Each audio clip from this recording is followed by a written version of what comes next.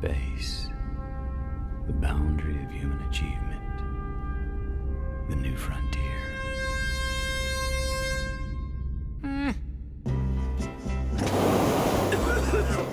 It's just a cough. Yeah, right. And the Earth is flat. Treat your cough seriously with Robitussin CF Max. Nothing lasts longer and treats more symptoms for your cough, cold, and flu. Robitussin, because it's never just a cough. In a few moments, you will have an experience which will seem completely real. It will be the result of your subconscious fears transformed to your conscious awareness. Warning, this tape must not be played by government personnel. It can be extremely harmful and result in severe trauma. You have 5 seconds to terminate this tape. 5, 4, 3, 2, 1.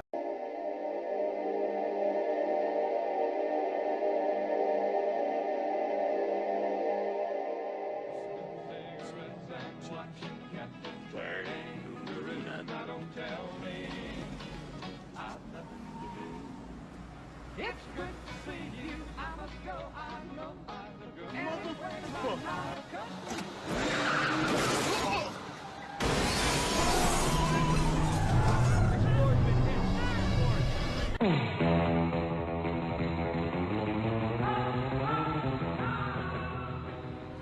Hold him.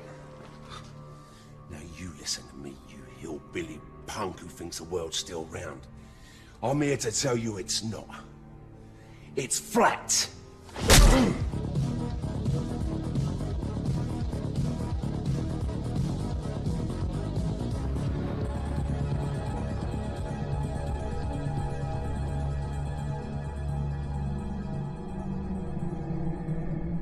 Lexi, tell us something interesting. Okay, the Earth is flat, and a witch stole his pants. Flat Earth expert Mark Sargent thinks the moon landing was a hoax. Technically, the moon itself is a hoax. Right, but betting with Sportsbet's new iPhone app? I could do this standing on my head. Thanks, Gravity. Sportsbet's new iPhone app. It's foolproof. I know how we're different. Do you believe the Earth is flat? I know it's flat. I walk on it. Holy sh**. Do you think the Earth is flat, Snoop? What do you It's a flat world after all. Smoke weed every day.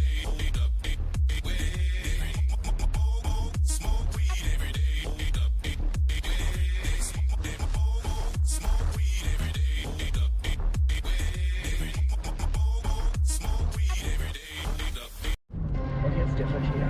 Vorsicht, liebe Autofahrer, auf der A3 Oberhausen Richtung Arnheim ist die linke Spur aufgrund eines UFO-Absturzes gesperrt.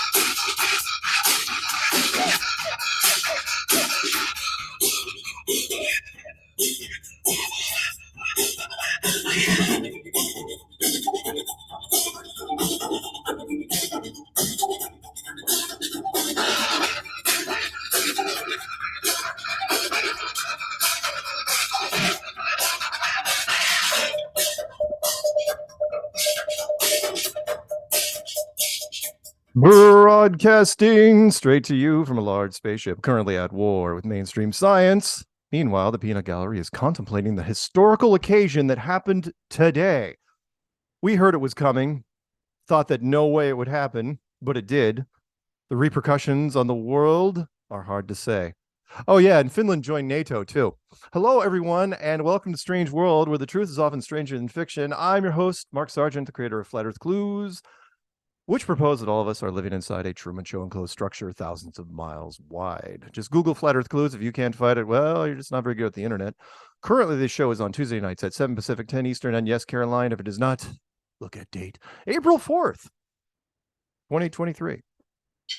Then you are listening to a rerun Quote of the day goes exactly like neither of the two things mentioned above. We are deeply concerned about the transition of Brazil and China to national currencies when conducting mutual settlements. This is a violation of the rights of American citizens who rely on a stable dollar exchange rate on the world market. America will not allow other countries to dictate their terms to it in mutual trade. We want to warn that the violation of the rights of ordinary Americans will not remain without consequences for these countries. Who said that? Our press secretary this week. America, the mobsters. My co-host, she's lovely, she's sassy, and one of the biggest flat earth rock stars ever. Karen B. Of the channel, Karen B. Hey, Karen. What's up, Mark? So you were wearing a cool hoodie. Is that true? Yes, that's retarded. Yeah, very nice. Here we are, Tuesday, episode 401. That's right. It's another Tuesday, 401 weeks later. Onwards and upwards. Still here. Alien ships haven't landed yet. Hey, Karen, being the current queen of Flat Earth, it must be hard to find Flat Earth friends. Do you know an easy way to find cool people like yourself and solid info about our stationary horizontal? Why, yes. That would be the Flat Earth, Sun, Moon, and Zodiac clock app. Sure enough, it's the perfect gift for friends, family, and complete strangers. And better than rice-a-roni. Watch the featured video every day for 2 weeks and see what happens. It'll be the best $2.99 you've ever spent. Don't forget, you can also find this program on BitChute. Oh, sorry. I'm David Weiss, and I approve this show. Don't forget, you can also find this program on BitChute and Brighteon, Rockfin and Rumble, and all sorts of other crap that I'm sure I don't know anything about. YouTube is not the end of Flat Earth. It's just the beginning. Seriously, there's so many platforms out there. Shout outs, obviously, to the hoodie that Karen's wearing. Flat Earther Stephen Carpenter of the Deftones. Support the Flat Earth cause and get the coolest hoodies ever. Go to the strong.family, won't you? Pick up some merch. And hopefully I'll get to see him on the next LA meetup. I got family coming up that month, and I'm hoping that we don't have a schedule conflict, because I definitely am going to try to be down there if they want me down there at the end of June. You have to take pictures this time, damn it. Dude, I know I don't care if you don't like it. You need to. You know what? There was other pictures taken, and I should have forwarded. I've got. I'll get some this next time, I swear. Meetups. Let's go to the meetups. Karen, you got your meetups on you by chance? I need to pull up my website. All right. Well, while you're doing that, there's going to be a meetup in Connecticut, April 29th. With David Weiss of the channel DITRH. He will be there in all his glory. Stamford, Connecticut, that one? Yes, I believe so. And Stamford, Connecticut. And you can see that promo on my channel. Also, there is going to be one in Oklahoma. Where it's going to be April 22nd from 12 noon at Hummingbird Beach in Lake Eufaula State Park near Chakota, Oklahoma. Entrance is right off SR 150, blah, blah, blah. I believe not, if this is true. Is Peanut Gallery going to that one? Peanut Gallery. I thought going to that. He's going to the Oklahoma. Yeah, he will be at the Oklahoma meetup. In fact, if I had read further down, yes, it would have said that. And Karen, you've got some? Well, I did get an update to the Fort Collins monthly meetup that happens in Colorado. That is now taking part at Twin Silos Park in Fort Collins every first Tuesday of the month, beginning today. They're there today from 6 to 8 p.m. Cool. They might still be there. So shout out to you guys if you're still hanging out and you're listening. So that changed. And then also there's the meetup in Bellevue, Washington, June 11th, right, which will be with Ted Summer. Ted and me, yes. Post function at the Bellevue YMCA. It is going to be a wet t-shirt contest, men only, and we're going to be using oil instead of water. Oh, God. Really, really great. I'm going to be going to that one. And let's bring it up since we're in a meetup role. The big conference this year, the big Flat Earth Conference, Flattoberfest, is going to be where, Karen? It's going to be in Las Vegas. Vegas, baby. Las Vegas. Yes. And I have not released details yet. You guys are going to have to wait for it. But it's happening October 21st and 22nd, 2023 in Las Vegas, Nevada. So yeah, there West you go. Coast, you Plan have no accordingly. excuse at all now. Yes. You know, East Coast definitely try to make it, but West Coast, you have no excuse. Everybody can go to Vegas. Seriously. Why wouldn't you go? Everybody And let's bring it up real fast because we'll talk about it in headlines too. But if my information is correct, I'm pretty sure it is. The international thing has opened, so people coming in from outside the United States do not have to get the shot to come in. As You mean it already opened, or they're going to open? well, I'll read it once we get there. Okay. But it's going to happen way in advance, and the reason I'm mentioning this is because Novak Djokovic, one of our most famous flat earth athletes, he is going to be attending the U.S. Open in the fall. Yeah. So then it's going to be open, and that means, yeah, baby. Yeah. So we have some international flat Earth friends showing up at the event in Vegas. We are the last. Go figure. Of course, we're the last big country to open up. Yeah, we were the one that started this whole mess, and so we were the one to hold. And it almost made no headlines at all. In fact, I had to go to a European site to get this. So you know what? Let's transition right into the headlines, shall we? You ready? Sure, why not? Okay. Well, let's get the obvious out of the way, because if you're looking at the news today, or really over the last 24 hours, there was only one story being covered by everybody, and the fact that all the major networks were not running commercials for 2 hours means it was important. Former President Donald Trump was indicted, the first president ever to be indicted ever. And so the article I'm pulling up from Russia, because look at this.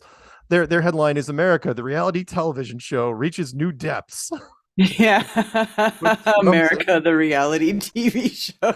It's true. It's so true. It is. It's like the worst reality show ever. But the sub-headline, U.S. politics have gotten even raunchier with the country's first prosecution of a former president. Yep, they shut down the whole city just so he could show up for his arraignment. And we won't talk about this very long, which is, this is not a serious trial. This is an election delay trial. The whole point of this, he doesn't even, so he was arraigned today. He doesn't even have to come back to New York until December, and the trial will not start until January of next year. What happens January next year? Oh, next year's an election year, and that's when the primaries start.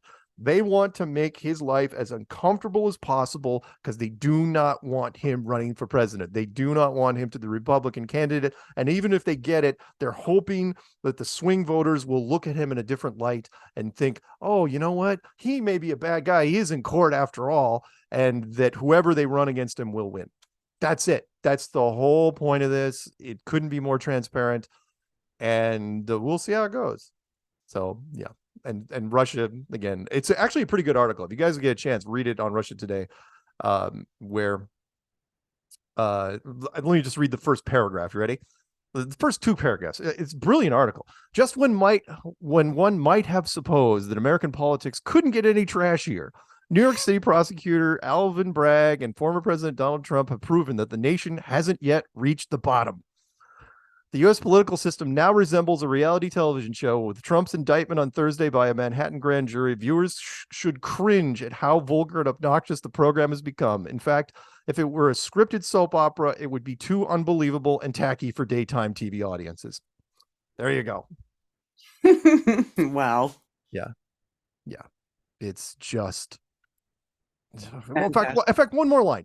One more line from this. It's good. It's a good article. Consider the storyline. Ready? Which begins with a $130,000 hush money payment to a porn star, stage named Stormy Daniels, to buy her silence on allegations of an affair with the Republican Party's leading presidential candidate. Then you have the boisterous defendant, a former reality TV star who's been divorced twice and is currently married to an ex-model 24 years his junior. And don't forget Bragg, the Manhattan district attorney, who is financially backed by a billionaire Democratic Party sugar daddy, George Soros, and is so far left that he's almost allergic to prosecuting alleged crimes unless they involve self-defense of a Republican suspect. Yeah, it's awful. So there you go. But that's it. Tomorrow, by the time Friday rolls around, it'll be like that Matrix cookie. This thing will never, you won't even have heard about it by Friday, because no one's even going to show back up in New York, but it costs so much money to get him there today. I mean, they shut down the city. That's ridiculous. Just What to a clear waste of the path, the millions of dollars and the Because it's all a show. It's a show. It is. Obviously, they don't have to do that. There's no real purpose for doing that other than making a big production out of it. Yeah. Oh, I mean, again, I had all, 6 television channels on my set running simultaneously. No one ran commercials for 2 hours at all. They could not cut away. They were afraid to cut away because they knew people would just go another channel. That it's that weird thing where if you're running a constant feed and everybody else is running constant feed, you break the commercial, people are like, oh crap, they'll switch to another network instantly. So it's kind of like, playing a giant game of media chicken. Okay, let's get on to the next headline. Enough of the Trump thing. So that was the story, right? But secondary stories, let's go to RT. Again, Finland officially joins NATO. Wow. In fact, American media hardly even touched this. Kind of a big deal. Why? Well, if you remember, if you've been listening to this show for months and months, Finland shares a really long border with Russia. And Russia's already said, hey, if Finland joins NATO, the gloves are off. At that point, we're basically going to point everything we have at Finland up there. Because, St. Petersburg is within a pretty long golf shot from Helsinki. It's right across the water from it. So, yeah, Finland can't wait to see how this pans out. If I was NATO, I don't think I'd be rolling in missile batteries. I wouldn't do it. Because now you've irritated them. Because now it's like, because what they didn't want to do is deploy all this stuff on the, extra stuff on the Finland border. They do not want to do this. It's cold. It's miserable up there. But now you're going to have them do it. We're trying desperately to start this military conflict. Okay, next one down. This is from, let's go straight into space. We'll do an awkward segue. This is from livescience.com, which means it's absolutely positively true. China discovers strange glass beads on the moon that may contain billions of tons of water. Scientists detected water trapped inside sphericals on the moon after analyzing soil samples brought back by China's Chang 5 mission. Okay. Oh, whatever. So you brought a probe back from the moon. No one covered it. I never saw any footage of this thing coming back. Nor did I see any. Where's the video of you digging into the soil? And once you dug it into the soil, where did you roll that thing back to? And what launched off? What? Yeah. Strange water inside strange glass spheres buried on the moon. Jesus, come on. Yeah. Oh, here's where it gets even better, right? Supposedly it came back in December of 2020. Why are we talking about this now? Why are you running this? What? How is this? No, this is China. Again, China is good at imitations when it comes to some things, but when it comes to American media, look, if you're going to lie, you gotta hire some American producers. We've been doing this for a long time. You can't just roll in there and just spout out a story like this. You can't. You just can't. It's just ridiculous. It's stupid. It's a space story that doesn't even make sense. Yeah. So China on the moon. It's a stupid story that shows how stupid they think that most people are. Yeah. No, I'm not buying it. Next one down, also from RT.com. This one again should have gotten national attention, but all anyone wanted to talk about today was Trump. So Brazil and China signed pact to abandon the dollar.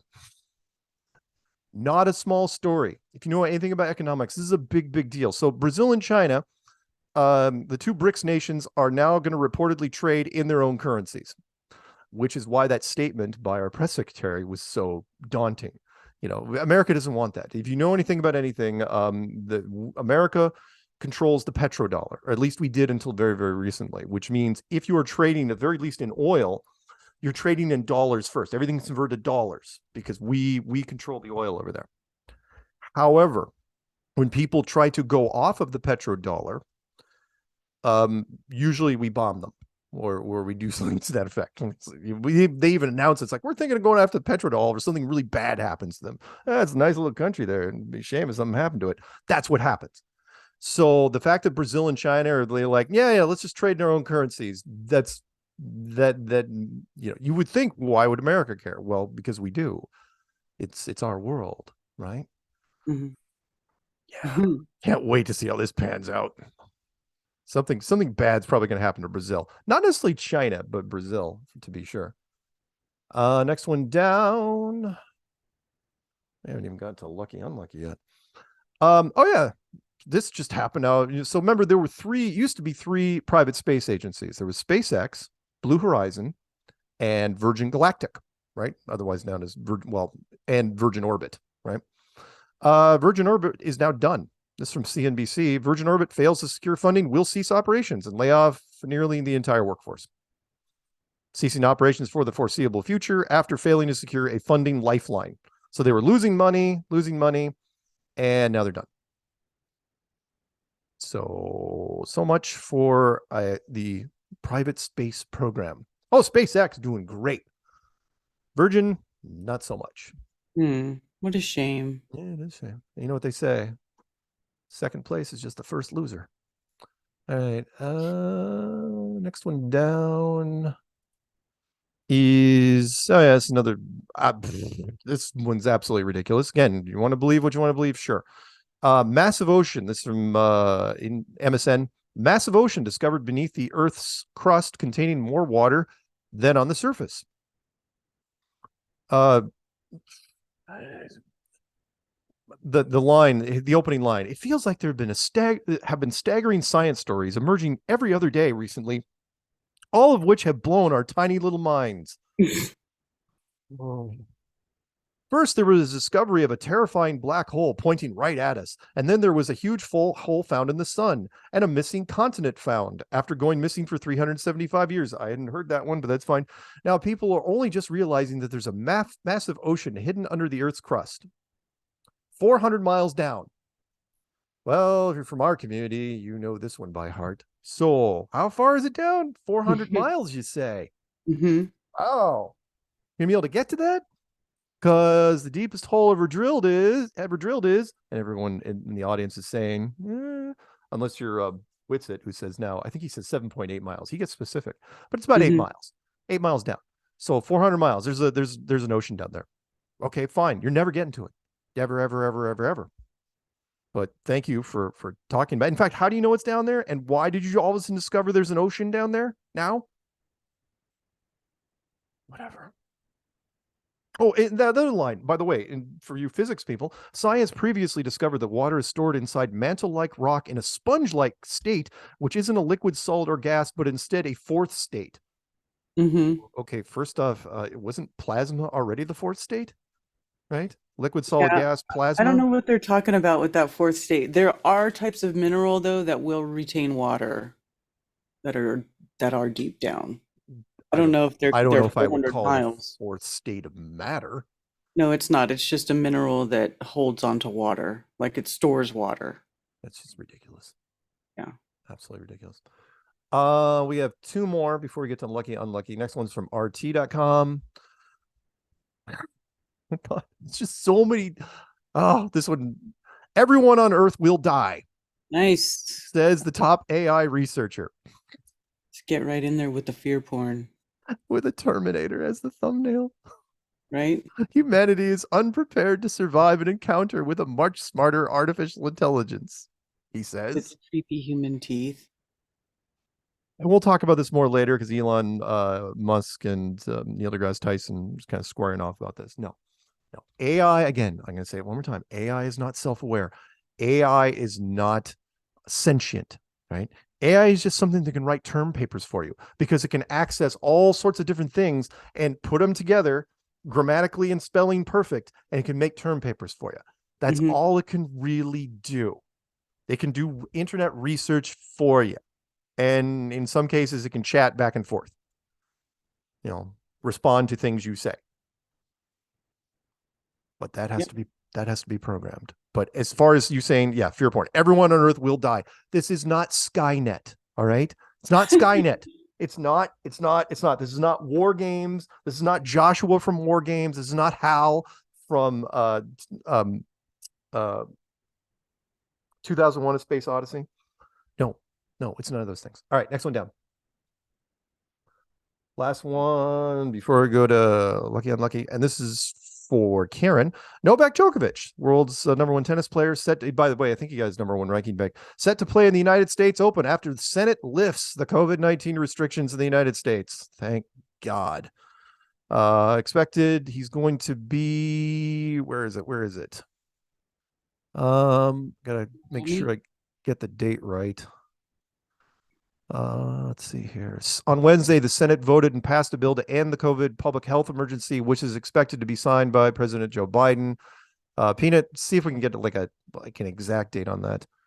And Novak really wanted to be there because it's one of the Grand Slams, and so he's really excited. And that will be in the fall. So why does that affect us?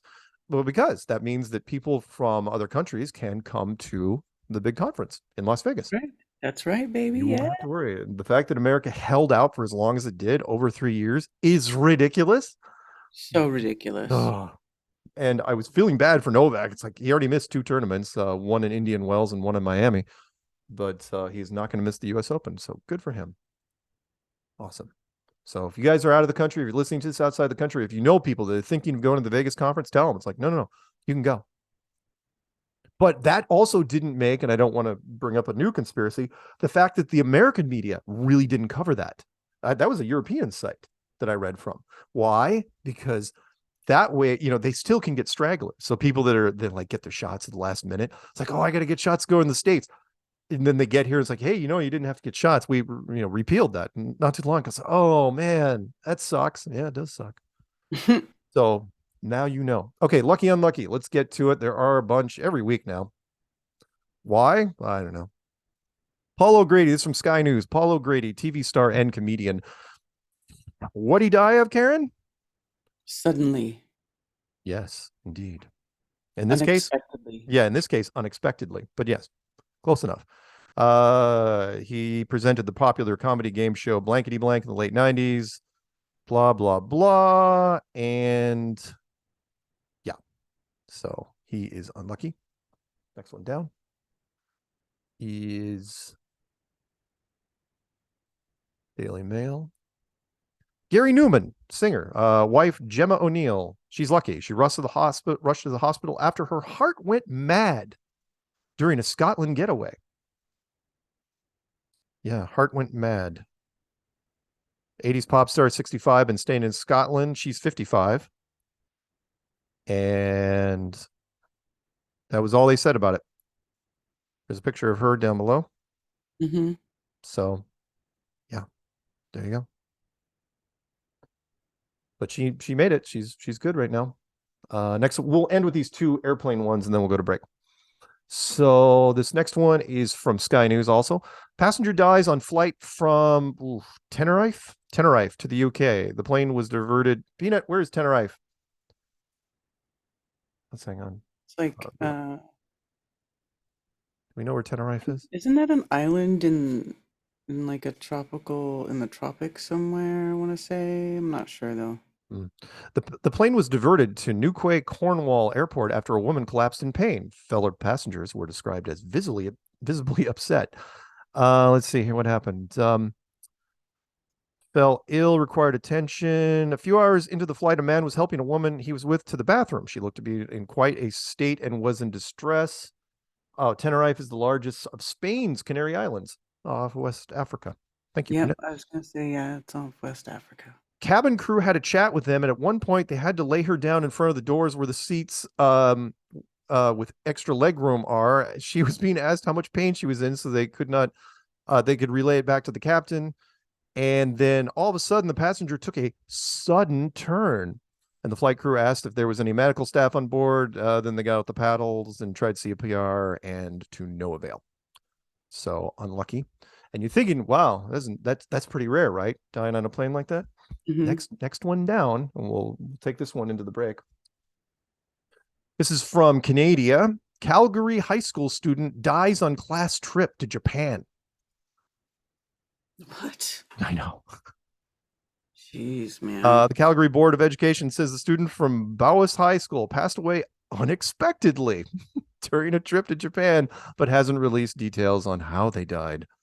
And they said it wasn't criminal in nature, was held over spring break. Yep, not good. So this person was how old? young. Do we even have a name? It was open to students grade 10 to 12, definitely in their teens. Yeah. Probably Peanut's joking, but yeah, could have had what was the puffer fish is the deadly fish, right? Yeah. Yeah. All right. Well, we will continue the unlucky when we come back. So don't go anywhere. Karen, let's do some outro music, shall we? Lady. Yes, we shall.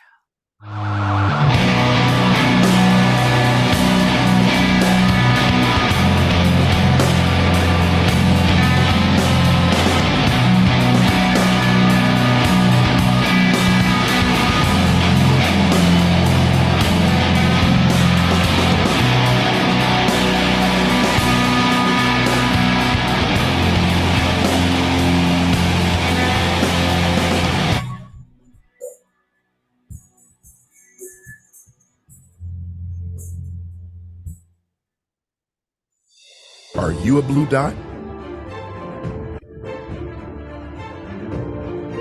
Those questioning where we live are not just here. They are everywhere.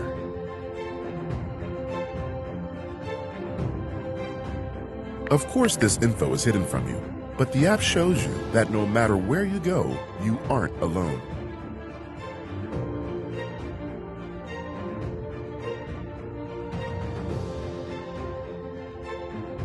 We are everywhere, and we are growing. Find your tribe today.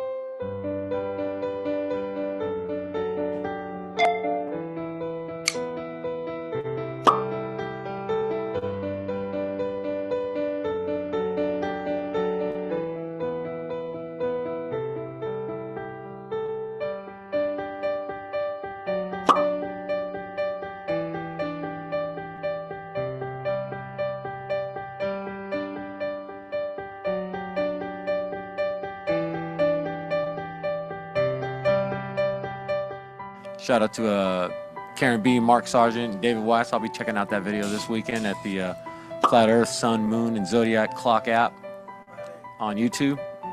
Or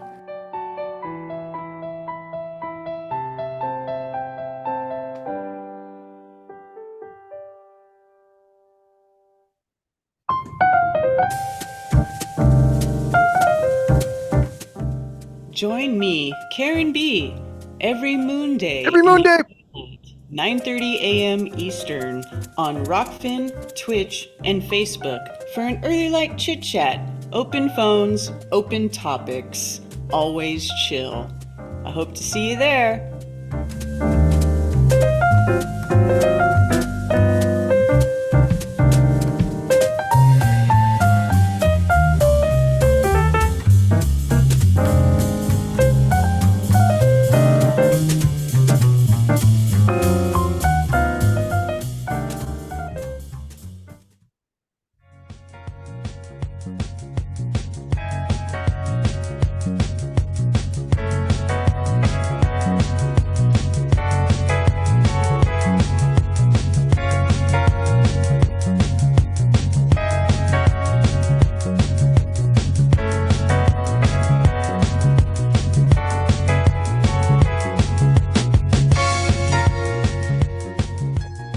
Welcome back to Strange World, part 2 of 4. It's you, me, and the always lovely Karen B, and sometimes Peanut.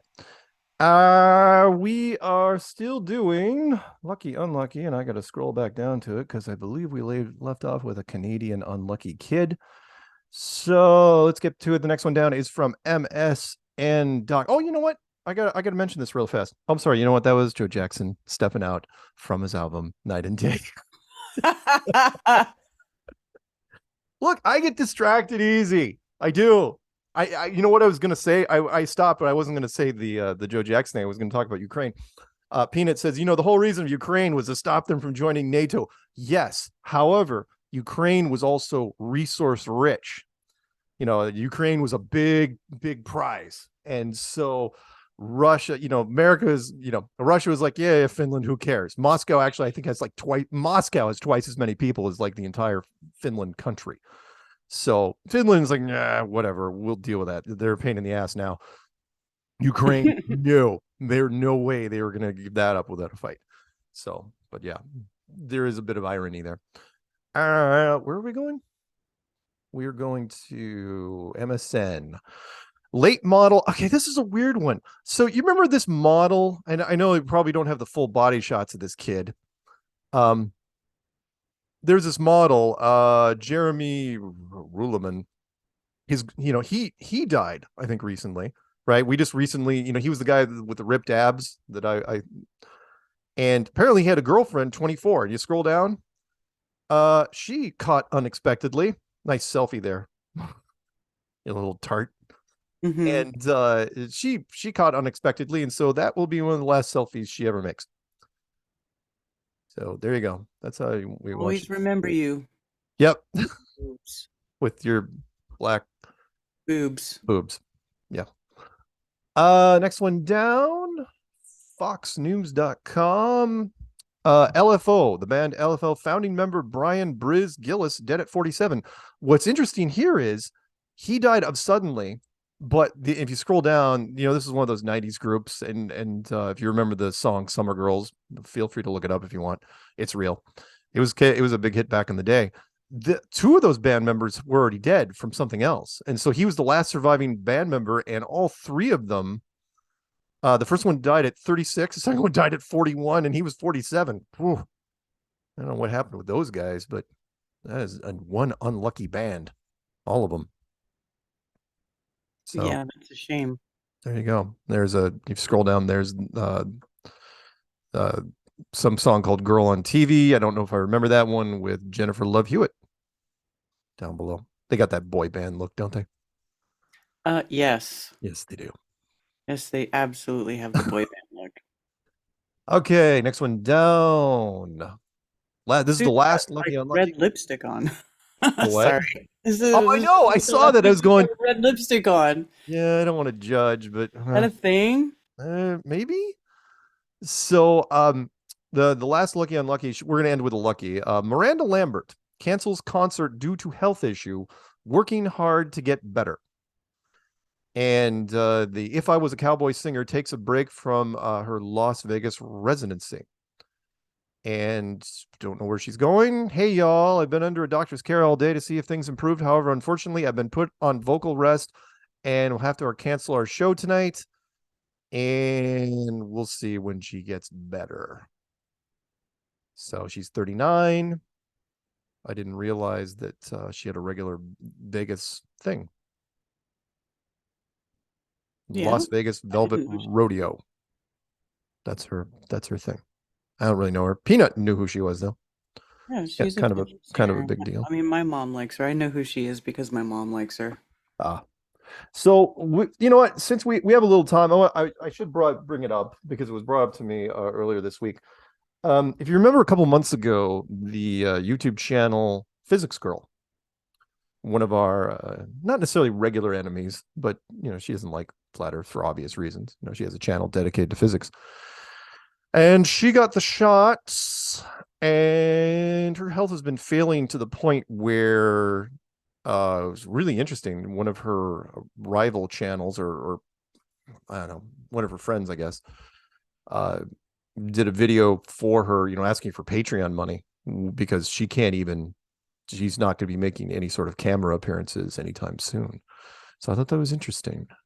But what caught me was, it was so matter of fact that they were treating it. They just, oh no, she obviously has long COVID and that's what this does.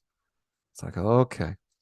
Again, that very slick that you would say that the side effects from long COVID are almost identical to the side effects from the shot. All you have to do is say that. No, it's long COVID. So it's not the shot. Even though, remember we talked about, I think like 2 months ago, where long COVID isn't even defined yet. They don't even have a definition of it yet. It's like this big, what they call it, a big umbrella of all these different things. Like, really? Everything is COVID sick. There's no normal. There is no other illness. Yeah. Everything is, Yeah. If you get sick, it's COVID. Period. That's what it is. So anyway, but frustrating. Okay, let's get to Clown World. So we got a few. First one is from NBC News. And you know what? I'm going to preface this with what Carrie Fisher said. The late Carrie Fisher, Princess Leia, longtime actress, childhood actress, part of an acting dynasty, where they asked her when reality television came out if it would affect real actors, right? And she laughs. I mean, it was, it's very funny. She put it, she goes, what are you talking about? She goes, if it's on television, it's not real. What she meant by that was, and people don't get it, is that reality television is mostly scripted. It's not spontaneous. They give it the illusion that there's a lot of spontaneity in reality television, but almost everything is scripted. Going back to the Mark Twain quote, which I love so much, which is, do not let the truth get in the way of a good story, which is if it shows better, if a lie shows better than the truth, show the lie. Which is why you remember me saying, Karen, the Red Bull jump, Felix Baumgartner, that whole thing, where I asked producers, I go, why do you keep showing this fisheye lens shot? I go, it's a fisheye lens. They go, yeah, but it's a good shot. And it's like, it's more dramatic than a flat edge shot than what it should be. It's like, no, it makes it seem so much, like he's way up there. Yeah, but it's not even remotely accurate. Doesn't matter, man. And even Neil Tyson, which we'll talk about in a minute, Neil Tyson will call people out on that. He will say, no, he doesn't believe in certain production values, which I find interesting. Who knows? Maybe it's an older thing. But anyway, so why do I lead up with this? So the Bachelorette, if you watch it, I don't. But if you watch it, all the guys are shiny, beautiful Greek gods, right? All with perfect hair and perfect abs and perfect careers, and they've all been vetted to extreme lengths. Because again, even if you come up runner-up, people, girls, they can use that and put that on their resume. Well, one Bachelorette is not going to be doing that. His ex-Bachelorette, this is the headline from NBC News, contestant arrested on 15 possession of it's basically child porn material charges. Joshua Tyler Best, 27, was arrested in February in Miami after police found child sexual abuse material files on his phone during a search warrant. Idiot. Horrible. Freaking idiot. Pig. Yep. He's a pig. He's disgusting. Yep. Come on. He was released after posting $5,000 bond, but he's going to be going back to court. Entered a plea of not guilty. You better get that bond. During his stint on The Bachelorette, he was eliminated during week 4. He was 25 when he was on the show, described as an IT consultant from Miami. You know what? Whoever the Bachelorette was at that point, she dodged a bullet there. Right. Aren't we glad? Yeah, producers are probably reading that going, oh, thank God. And by the way, to that point, the Bachelors, you think, it's so random. We don't know who's going to be chosen for week. No. They know exactly who's knocked out on week 1 all the way to the very end. They know how it's going to go. So him getting knocked out in week 4, that's how it was scripted. Same with the The Amazing Race, which which Flat Earth was supposed to be a part of until that show just completely collapsed. The internet, the YouTube only season collapsed, which was when you show up, when you go there, they look at everybody and they know full well when they see it's like, okay, here's all the people. It's like first, second, third, and then you guys are knocked out. And that's how it's going to go. No, production does not take any chances. Nope. All right, next one down. 2 left. This is from TMZ. Again, thank you, Peanut Gallery, for having me check TMZ on a regular basis. I love the fact that I have to watch this trash site. So, it just drives me nuts. It's again, you know what drives me nuts? We talked about this, Karen, where it's mostly an LA magazine, a website. It's mostly for Los Angeles. If you are in Los Angeles and you are part of the stalkerazzi, or you follow every single star and you go to every single concert in Los Angeles, you'll know what this site, you know, all these people. I know so very few people in this, in when I'm going through the headlines in TMZ. Oh yeah. I stopped paying attention to Hollywood and celebrities a while ago. So now when I see this stuff, I'm like, I don't even know who that is. Yeah, who is I love it. I love not knowing too. I love being like, whatever. So Neil deGrasse Tyson, it's such a weird story for TMZ. Neil deGrasse Tyson, cool your jets, Elon Musk. AI's not a threat to humanity. I'm going to read part of this. Neil deGrasse Tyson is amused by Elon Musk and others who think AI technology is a threat to humanity. He thinks the Doomsday Bunch are just watching too many movies. Absolutely right. Neil, you couldn't have said it better. Peanut, is there any way Neil and I can get in a room without any cameras? Because I think I'm actually looking forward to talking to him one day. Because he and I have now know that he and I are on the same page with some things. We got the famed astrophysicist at TMZ talked to him at the airport because that's how they get everybody. And he snickered at Elon, Steve Wozniak from Apple, and 1,100 others who sounded the alarm in an open letter that AI has become a dangerous race that could imperil our very existence. That they want like a 6-month moratorium on AI development. Yeah, because you can be able to enforce that. Uh-huh. Oh God. The way Neil sees it, it's nothing new. We've seen the twists and turns triggered by the technological revolution for more than 100 years. When jobs get replaced by machines, people find new jobs. And here's the big point. If AI eventually takes over all jobs, we can all go to the beach. After all, who's going to work? Going to work is not embedded in our DNA, so society could reimagine how humans live, whatever. So that was basically the end of it. But he's absolutely right. Again, I watched a movie that was recommended to me by a listener the other day, called the Forbin Project, I believe. Colossus, the Forbin Project. And that was done in 1970 when they were sounding the alarm then. 1970. It's like, what if AI actually, what if they take over, Skynet? What if they take over everything? What happens? No, here we are 50 years later, over 50 years later. Nothing. I've got a vacuum cleaner that still has problems going underneath my bed. That's the extent of it. A smartphone, yeah, I can do some stuff, sure. Is this going to take over the world? No. Well, I mean, subconsciously, yeah, it has taken over the world. But... It'll take over the dumb people. Yes. Yeah, the dumb people. No question. All right. Last but not least, the last clown world. This one's a happy one. And this is one of those stories. This is from getpocket.com. This is when journalists just they take liberties they have no business taking. This is for you music fans out there. How Toto, the band, Toto's Africa became the new Don't Stop Believin' by Journey. And those are the two guys down there from Toto. Nothing sums up 2018 like the fact that Toto's Africa became our unofficial anthem. What the hell are you talking about? What? It's a song that's ridiculous by definition, an 80s ode to Africa by a bunch of LA rock dudes who never even set foot in the place, but something about that song speaks to our moment.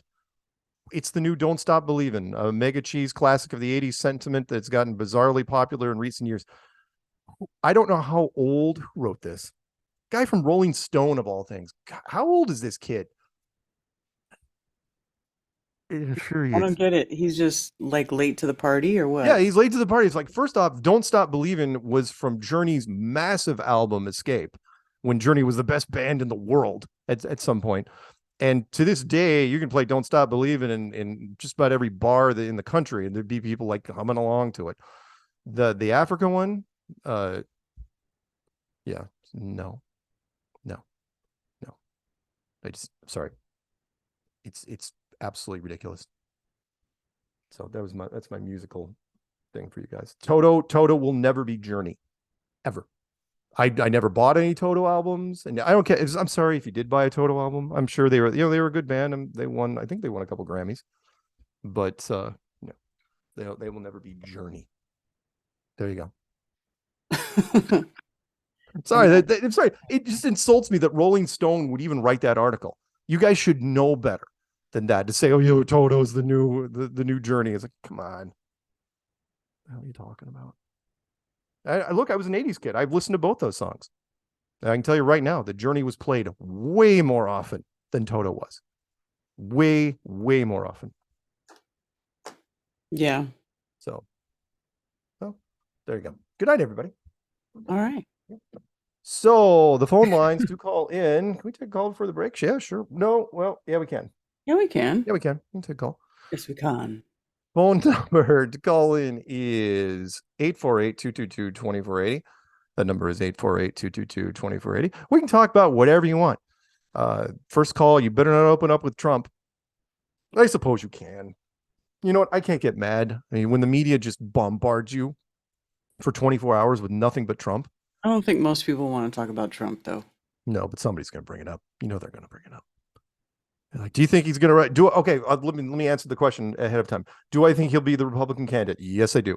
Do I think he'll win the election? I have no idea. It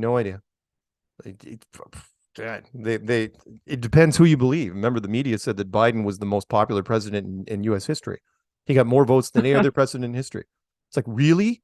He's more popular than, I don't know, FDR or Teddy Roosevelt or George Washington or Thomas Jefferson or Abe Lincoln or, I don't know, JFK? He's more popular than all those guys? Really?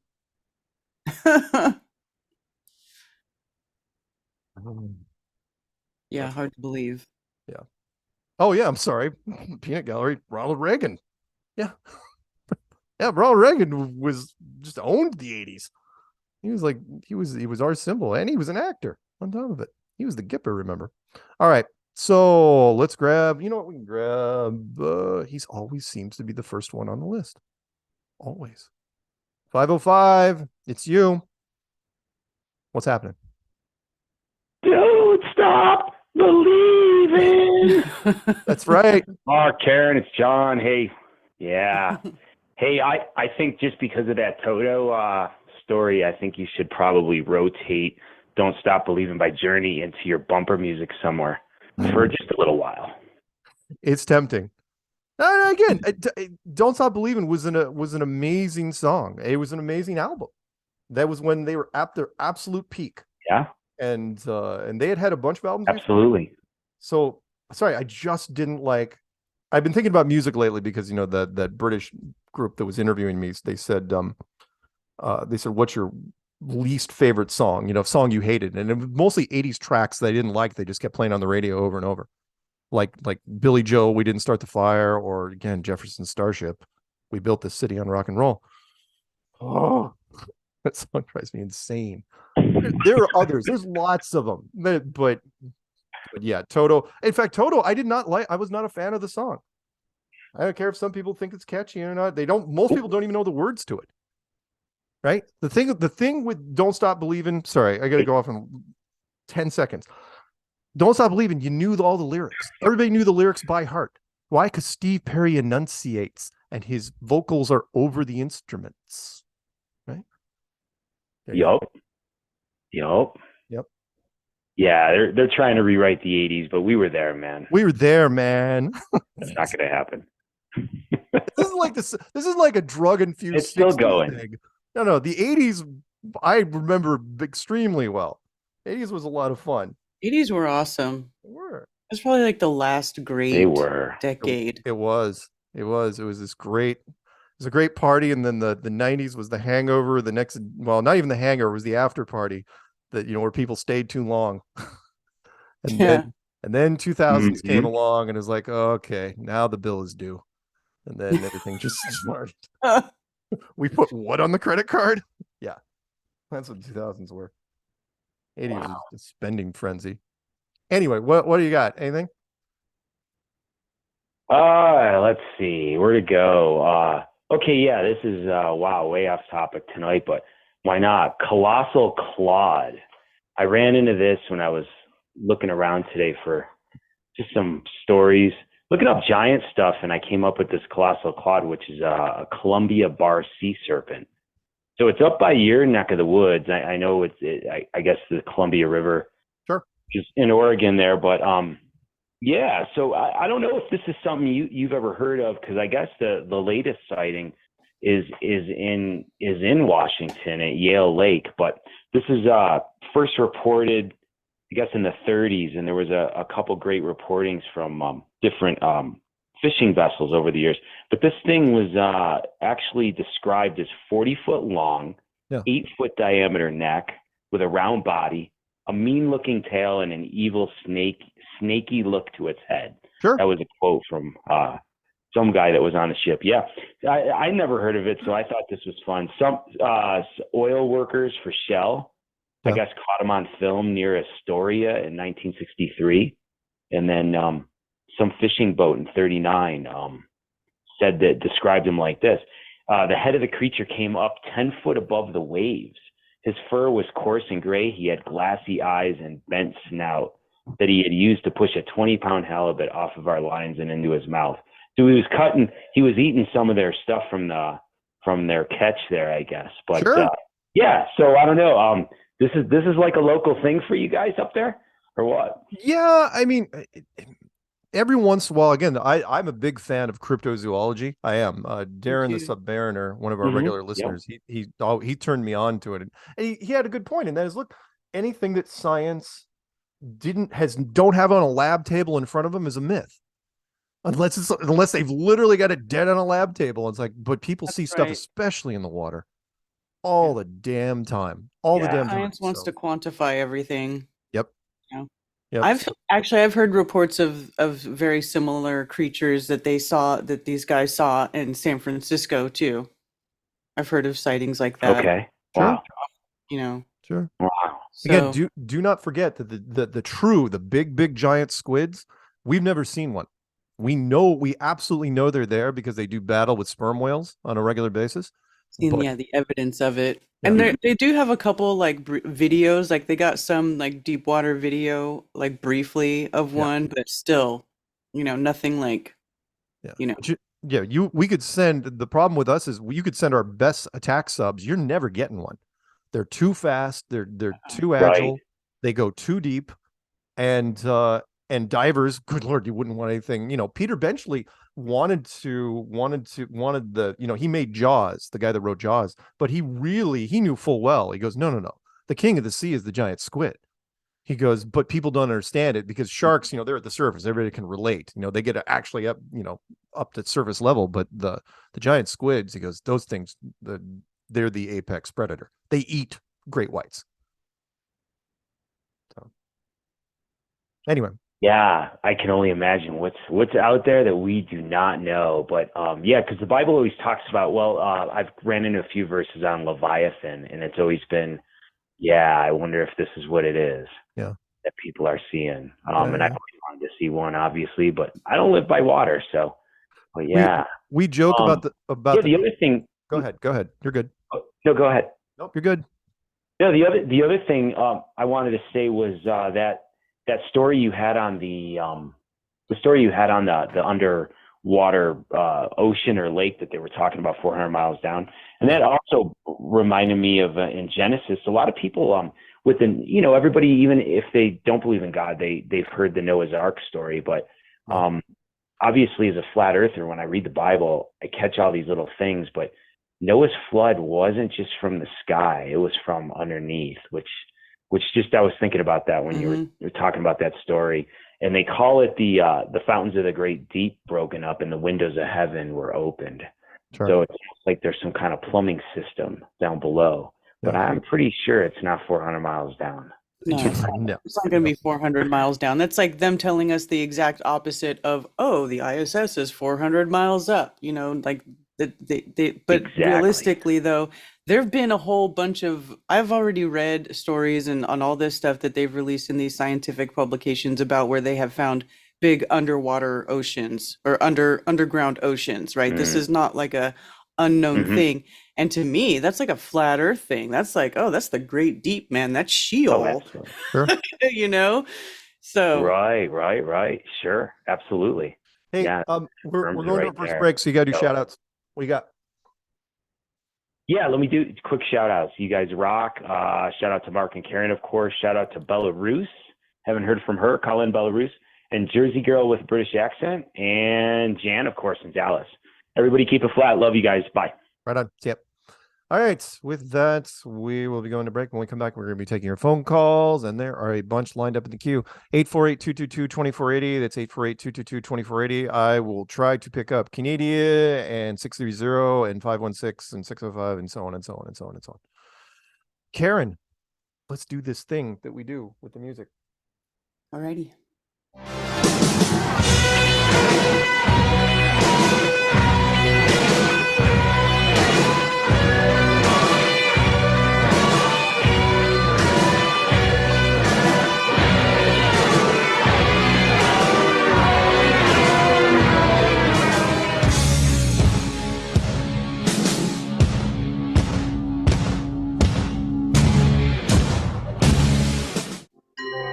Please support local flat earthers.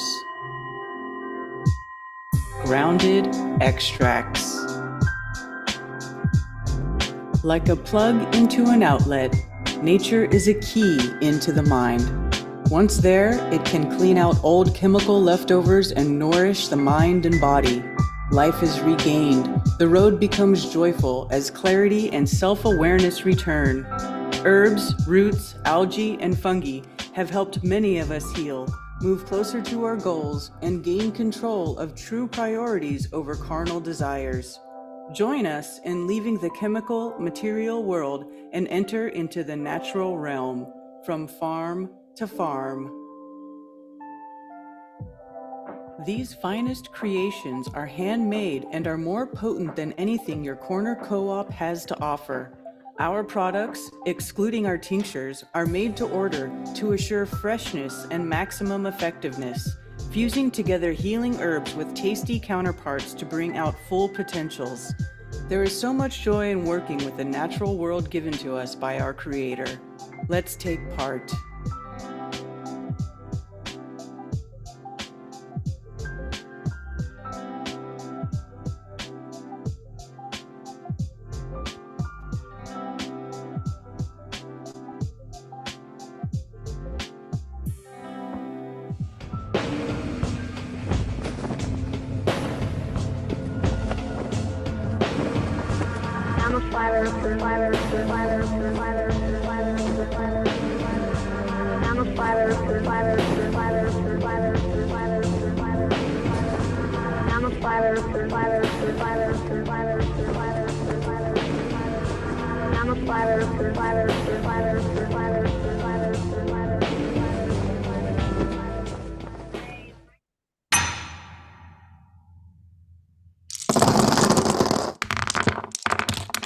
Gotta get you the fuck out of Dodge, man. We're going to Vegas. What are you talking about, Vegas? Vegas, baby, Vegas. What do you mean, Vegas? Vegas, Las Vegas. I'm not going to no Vegas. Yeah, I think, you know what, man? We're gonna go to Vegas and, When are we going to Vegas?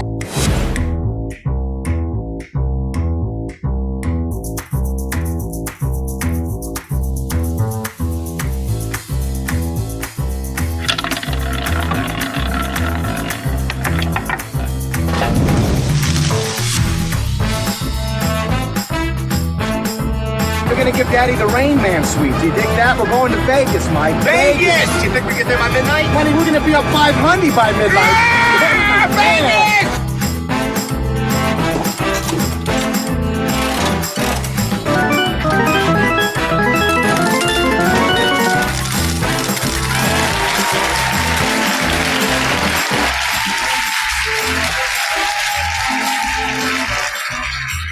Vegas, baby, Vegas!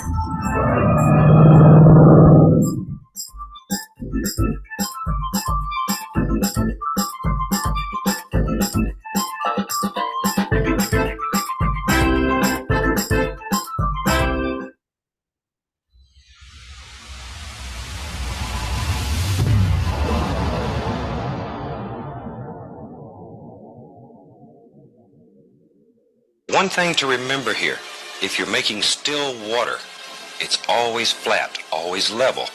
So every little line that you put in it must be basically flat. You can go anywhere you want to go with it, but you have to keep them straight. In still water, it's always flat, always level.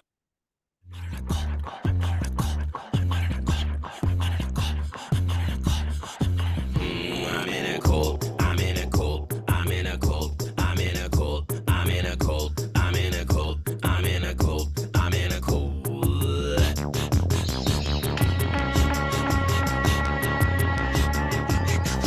I'm at the Grove, Bohemian. I drink the juice, the chocolate milk, the holy cow. I wear the sneaks, tip up the beak on the 33.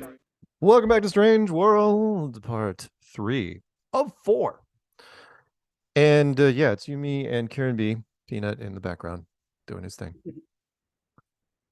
Phone number to call in is 848-222-2480. That's 848-222-2480. And you know what? Let's pick up Canada, which, as you know, is just south of Mordor. 819, what's happening? Wow, I am lucky. Yes, you are. Yeah, I am. Thank you. I mean, I really appreciate you're very special. But I want to start by I just had 2.5 beers, so oh boy, I'm in a transformed state. Plus the good cannabis we have up here. So I want to start by saying that my pursuit of happiness is very successful. And I was followed by, have you heard, I missed a few weeks from your show, and see, I was too busy, so sorry, I apologize, but did you talk about what Trudeau said about Flat Earth recently? Not only did I talk about it, but I grabbed a clip from Twitter and I posted it on my channel just yesterday. I called it "Flat Earth is on the Canadian Prime Minister's mind." It was really weird, by the way, that he would. Yeah, that piece was amazing. Yeah, it's just weird, just wild. It's like, why would he even bring it up? It's like he went into some. It wasn't just some glancing comment. You know, it's like, oh yeah, and people they're really into Flat Earth. You could tell this. I don't know if it intrigued him. I don't know what's going on with him. I'm hoping somebody gave him a phone call afterwards. It's like, dude, why are you talking about that?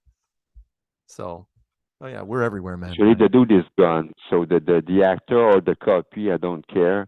But the guy that's there is not the original. Like you by then, there's somebody else at home, you know? Yeah. So anyway, it's just a psyop. But that was funny because they linked the anti-vax with the flat earther as being anti-science. I'm sorry, no, we're anti-false science, and that's what's being taught in universities these days. Yeah. So screw you, Jesuit. You get the message. But the next topic is somebody else talked about Flat Earth recently. Did you heard in the last 3 or 4 days Juan 07 talking about the PSYOP by the DOD, the Department of Defense, that they probably initiated the PSYOP of the Flat Earth? Well, okay, if that's the case, then Karen and I and everybody that's been doing the conferences for the last 8 years would have to be in on it, and I would say no. No. I mean, if you could, yeah, of course, you can do a PSYOP for anything you want, but I can honestly say, and again, Karen's been with me and on conferences going all the way back to Raleigh, I don't know anyone in our community that actually turned out to be a legitimate shill. Meaning they went off road and then tried to turn Flat Earth in a whole different direction.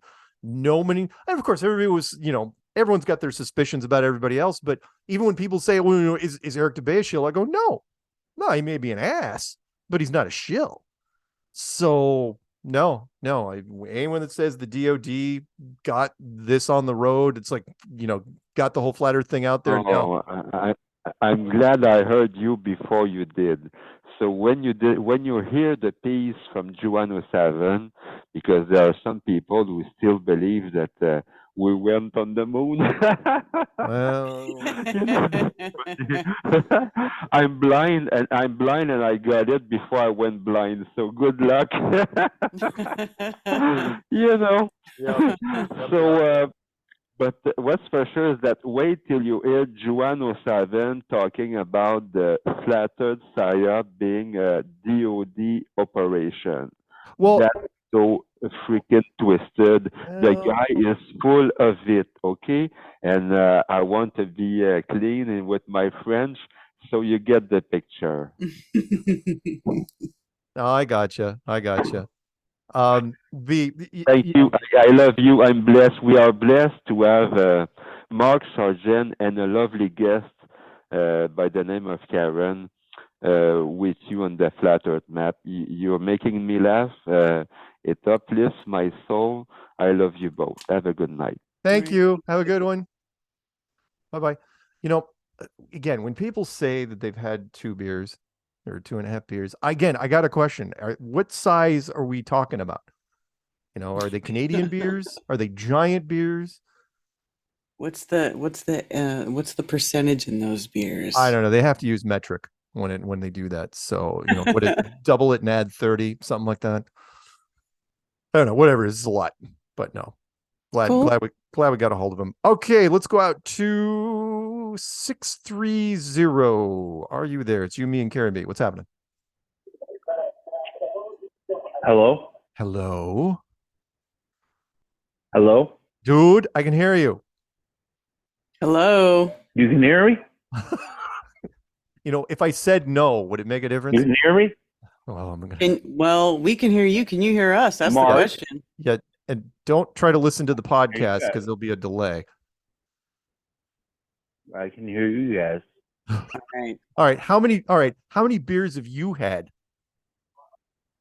Well, I had 24 ounces of vodka. Oh, God. And Gatorade. That's a solid drink, man. That's quality. Are you really talking to me right now? I'm talking to the guy that had Gatorade and vodka for an opener tonight. Yeah, I am. Oh my gosh, you are talking to me. Hell yeah. This is awesome. All right. Hey, what's up, guys? Hi. Hey. No, I'm serious. Like, hey. What's your name? What's Paul. I'm Paul the Paladin from Palatine, Illinois. That sounds right. Is that close to Roselle, Illinois? Oh, it is. It is. It's actually, you know where Schaumburg is? Schaumburg? I went to high school in Well, Schaumburg.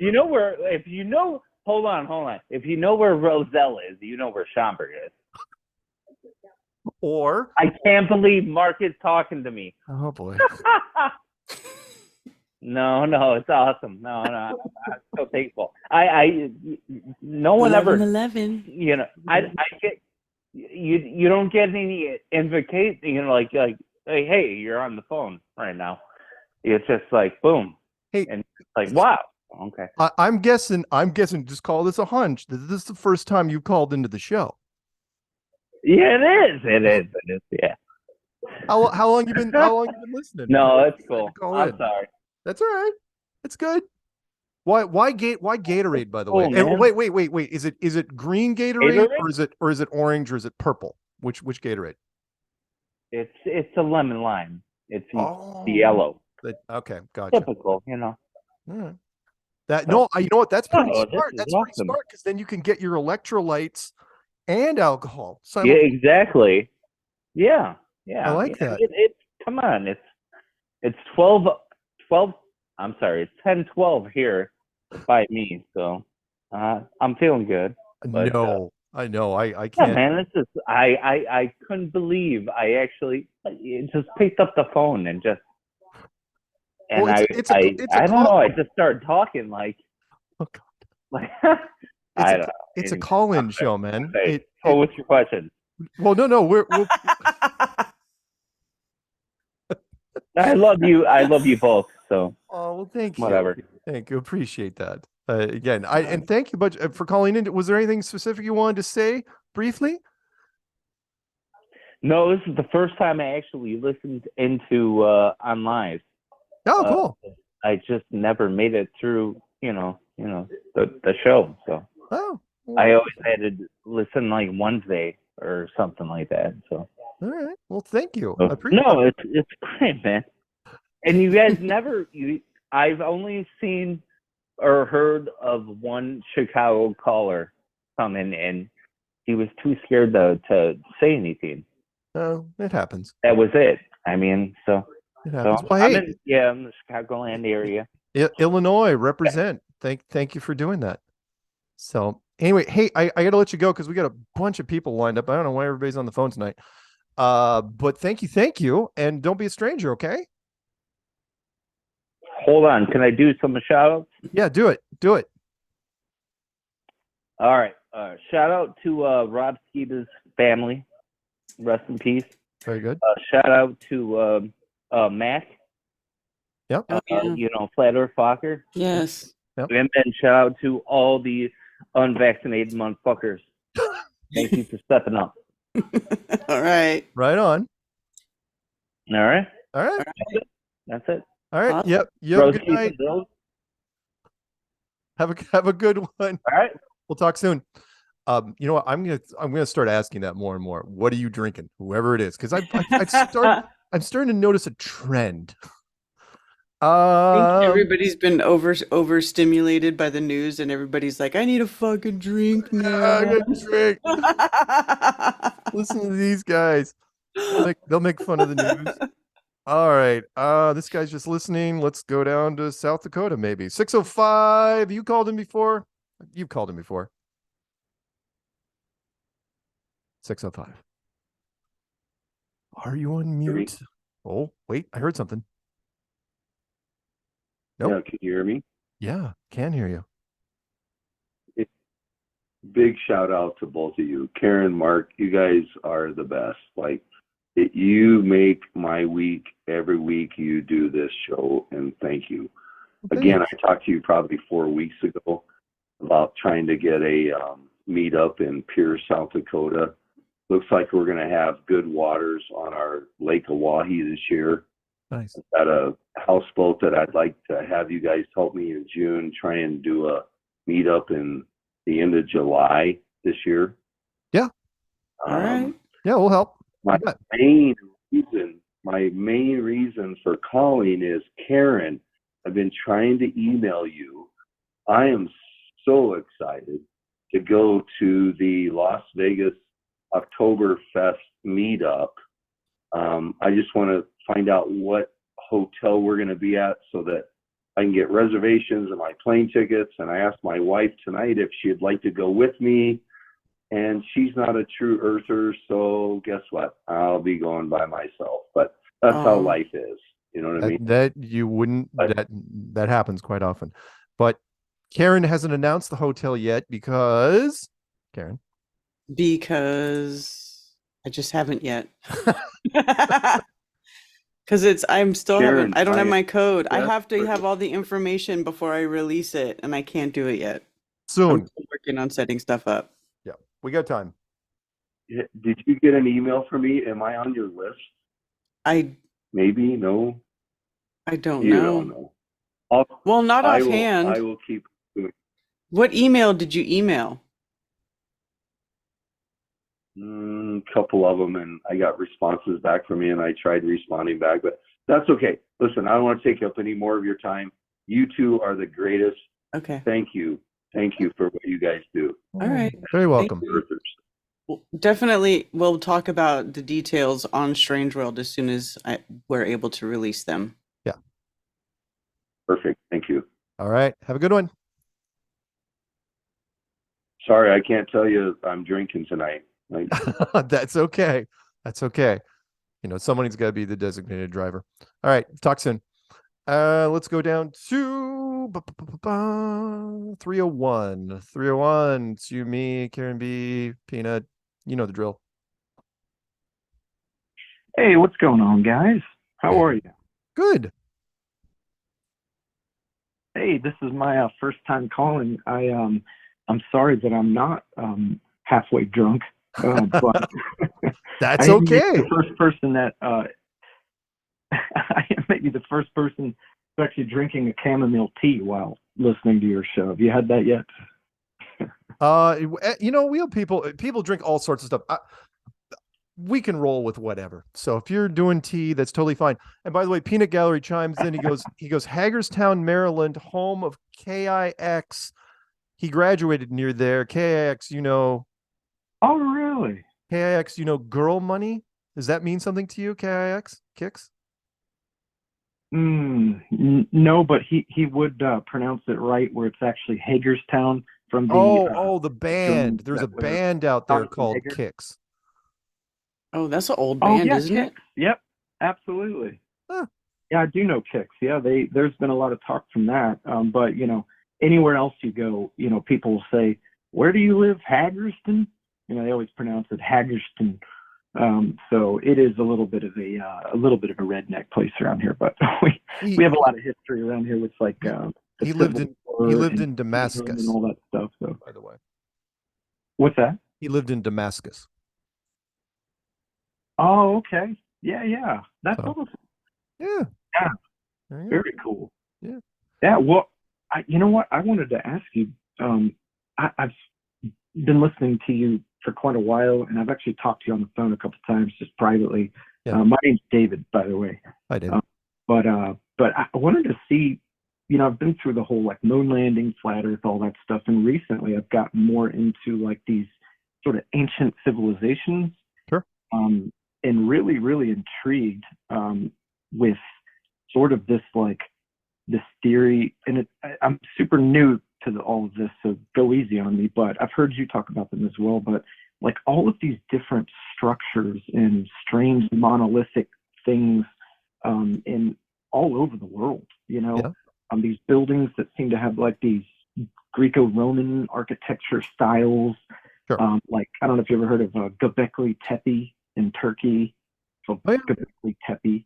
Or Machu Picchu or Puma Punku or all sorts of stuff. I mean, the Bosnian pyramids, the real pyramids, so on and so on. Was there a question around that?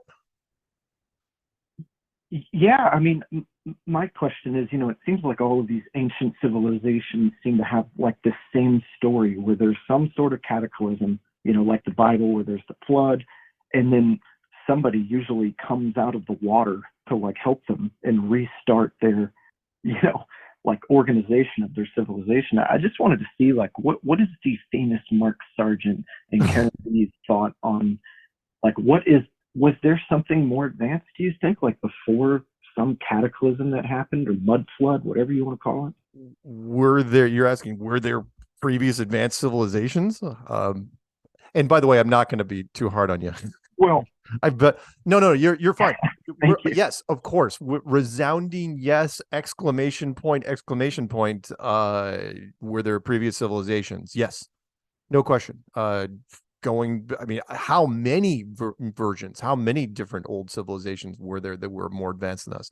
We don't know, but there are remnants all over the place. And I think even leaving the remnants as breadcrumbs is deliberate to a certain extent. It gives the whole air of mystery to everything. But yeah, you bet. I'll even go back to, I'll throw it to Karen in a second though. I'll even go back to the biblical side of things. The Tower of Babel, which was like the first chapter of Genesis, which was one of the first civilization recorded in the Bible, was technologically advanced to the point where they thought they could build a bridge all the way to the top of the dome, and because they were unified and they had a single purpose. And the story goes, when God looks down, he's like, crap, they're gonna make it. So we can't have that. Genesis 11 actually. Yeah, you're right. It actually says whatever they have in their minds will not be constrained against them. No. Literally says that in text. Like that sounds like to me, hey, if we don't stop them, they're going to reach. Yeah, and why wouldn't they? So divide the people as much as possible, different languages, different cultures, different regions. You don't do a big supercontinent like Pangea. Spread everything out and keep refining it and It's worked out pretty well. But yeah, old civilizations, you bet. I mean, come on. And I know you probably haven't watched it, but it goes against us a little bit because it goes into space. But look, I owned the first 9 seasons of Ancient Aliens on DVD. They spent all sorts. You would recommend that? Yeah, sure. They spent all sorts of time at ancient sites, just looking. Yeah, they left a few things out, sure, but the ancient sites were still there. Some fantastic footage of remnants that were there. You bet. Interesting. Another one that's newer is Ancient Apocalypse, which is on Netflix right now. Graham Hancock. I don't know if that's like a everybody hates him in this community or not. I don't know. Well, he hasn't been targeted for assassination, if that's what you mean, but we're not big lovers of him. Sure. He won't die this year. How about that? That's interesting. Yeah, exactly. I know there's not a lot of time, but I was gonna also see.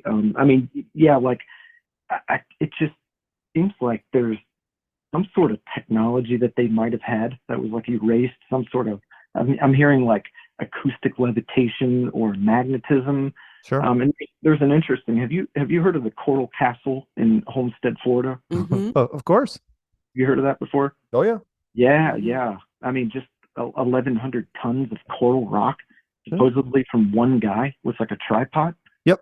You can push the rock, door with like one finger. Yeah, he was cheating a bit. Whatever device he was using, not really allowed. Let's put it this way: he's not going to be going down to the local barber shop and showing that off to his friends. Hey, let me end. We got to cut this short because I want to take. Well, we're probably going to go to break after this. Absolutely. But I want to mention that when you're talking about technology, what I try to point out to people is, especially when it comes to the whole UFO thing, which is people say, well, what do UFOs run off of? And the old tech that people, the consensus I've gotten is it's really just a unified field engine with something that we don't allow. The flying cars, the Jetsons thing that we don't allow. The future that we weren't allowed to get, which was, the flying cars. Because remember, UFOs replace everything that we have. You wouldn't need trains and automobiles and ships and submarines. A UFO does all of that. It can do the heavy lifting. It can go flying around. It can go underwater. It can do all that fun stuff. And the engine, the unified field, just so you guys know, is the perfect balance between electromagnetic frequencies. And I don't want to get into the gravitational wave side of it because that ruffles some feathers. But if you could, it's basically the whole force field technology. If you can create a force field around your craft, then you could slip through the air at unbelievable speeds with acceleration rates, which would normally tear us apart. So that's what I think is out there. And if you had that technology, you could build all sorts of fun stuff too. Distances, you wouldn't need roads, which is probably why we don't see a lot of huge extensive highway systems, lying around. But anyway, the governments would lose total control. Oh yeah. You can't allow. That's the bottom line. The government would lose control. Yeah. And they don't want to lose control. Yeah. By the way, when you hear stories about flying cars, never going to happen. You are never going to let the general public. I mean, really, full well, there are people out there that shouldn't even be allowed normal cars. Lots of people that should not be on the road, and you're going to give them cars that can, fly like a helicopter? No, thank you. No, that would be extremely dangerous to do. Plus, what do you then how you pull somebody over? I mean, then it would be like the Jetsons. It'd be just silly. Fly into a spy balloon, says Peanut. Nice. Indeed. All right. Hey, I hate to do this to you, but we're going to our final break. So, do you have any shout outs? You got it. Dirty limericks? What I do you got? Have a shout out. Thank you guys. Loretta Staircase in Santa Fe, New Mexico. Loretta Staircase. Check it out. It's not built with anything that like nails or glue, and it's ever so mysterious and interesting. All right. I'm going to look that up during the break. Loretta Staircase. Cool. Yeah, Loretta Staircase. Anything else? Interesting. I'd love to hear what your thoughts are. No, I appreciate you. Thanks for letting me jump on here. Appreciate you, Mark and Karen. You guys are awesome. Keep doing what you're doing. All right. All right. Thank you. Have a good day. See ya. Hey, take it easy, friend. Yep. All right. Let's go to our final break. When we come back, we will pick up. We'll try 904-803-2939. 202, which may be a deep fake audio. I've got a funny feeling. I do. I have a funny feeling. Or maybe it isn't. 718, 504, maybe get to 818. We'll see. So, Karen, the final outro music, please. Where is the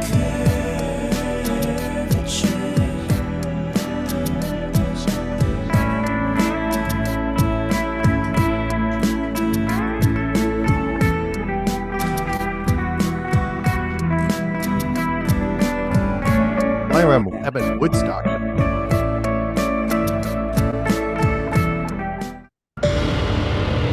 Alpha 33, target is on property, approaching food trailer. Engage Delta 9. Roger. Alpha 33 descending.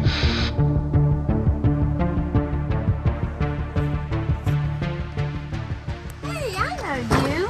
They might be listening. CIA? Maybe. Aliens? Probably. Globalists? Definitely. I may have already said too much. We have what you need. Really? It's flat I'm listening. and round Go on. and delicious. Tell me the secret.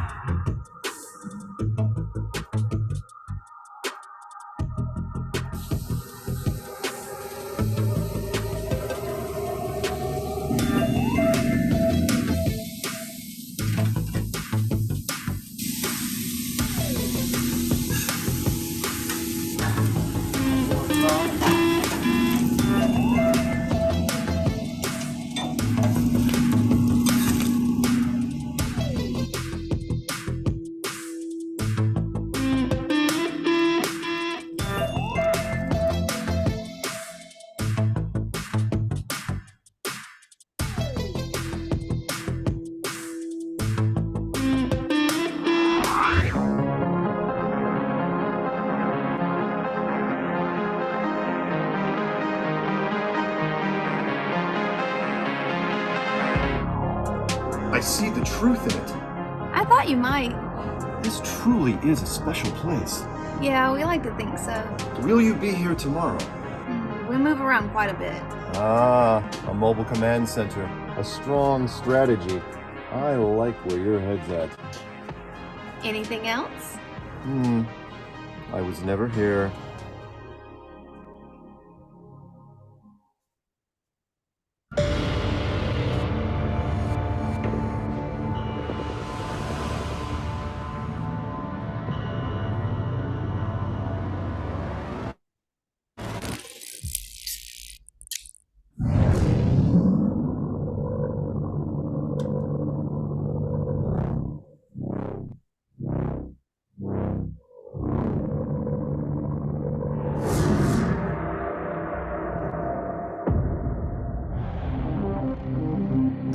Package intercept. Copy that, Alpha 33. Come on back, let's eat.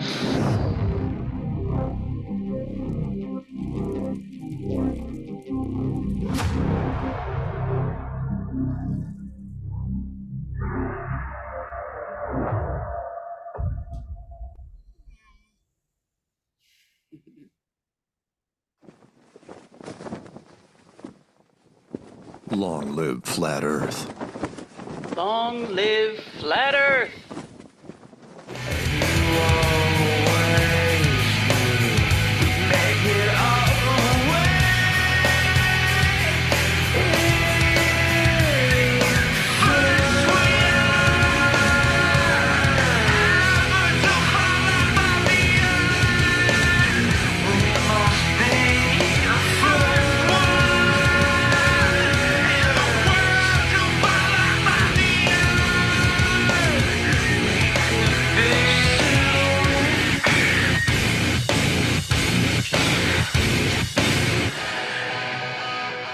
Welcome back to Strange World, part 404.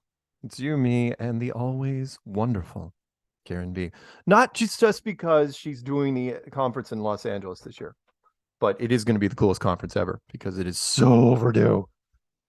It is going to be. It's going to be awesome. Yeah, we should have done it in 2020, but well, you know, the last 3 years happened.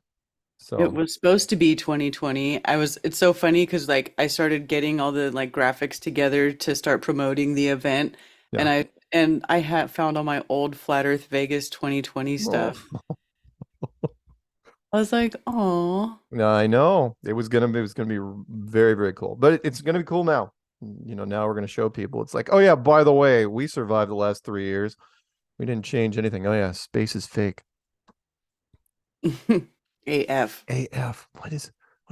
I don't know what it is. All right, let's go to the phone lines. Let's just jump right in. 904. Jimmy, Karen B, what's happening? Hey, Dan, Valley Music Journey. Hey, Dan. What's up, Dan? Hey, good to see you guys again online. Yeah. You're down in Florida. I'm going to make it fast this time because I know you got a lot of people on there. Yeah. So I want to do a shout out to La Quinta Columna. So LA and Quinta means 5 and columna. So the 5th column. Are you guys aware of that out of Spain? No. Is it referencing something in Spain? Yeah, La Quinta Columna.net. I'll throw it up in the chat again. I think I already threw it up in the chat once, but I'll throw it up again. La Quinta Columna.net has done the best research on the graphene oxide and the fake, Oh, I know. fake I remember what you're talking about inoculations. now. I remember what you Yeah, mean. and they just had they just did a big conference on March 19th with 400 people in Seville, and it's translated. So that's the main thing I want to pass along because we need to save as many people we can because graphene oxide was definitely in those things that they're putting in people's bodies, the injectables. Sure. There was all kinds of crap in there. Yeah. All kinds of crap, exactly. They did the slides live on the stage. People brought up, doctors and pharmacists brought up their own stuff and gave it to them to put in the slides that they put, in the microscope. So, yeah, exactly, Karen. Yeah.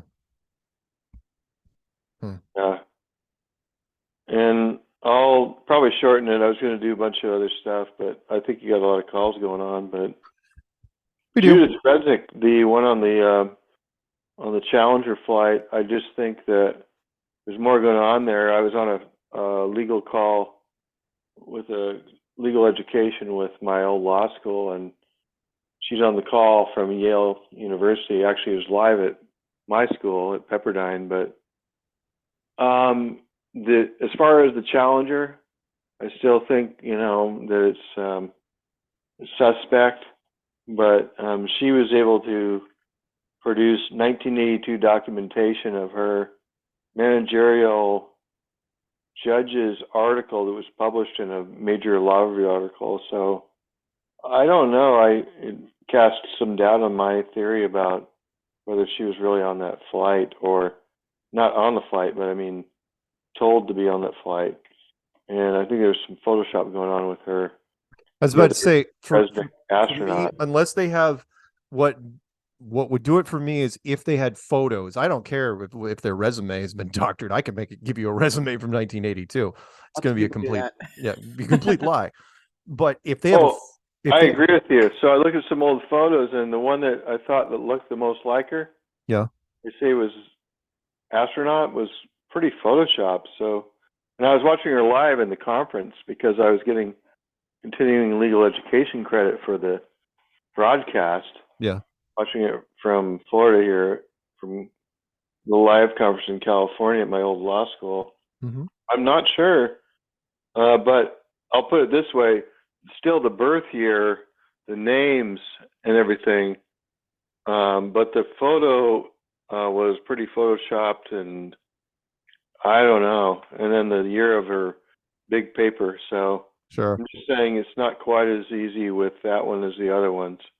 Yeah.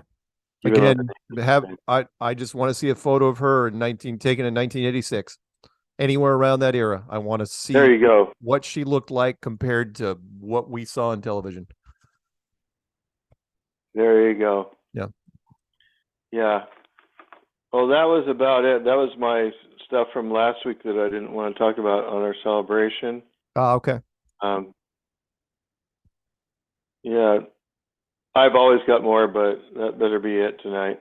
Okay. Well, thank you. Yeah, shout out to all y'all. All right, man. Hey, you have a good night. Yeah, talk to you guys again soon. Okay.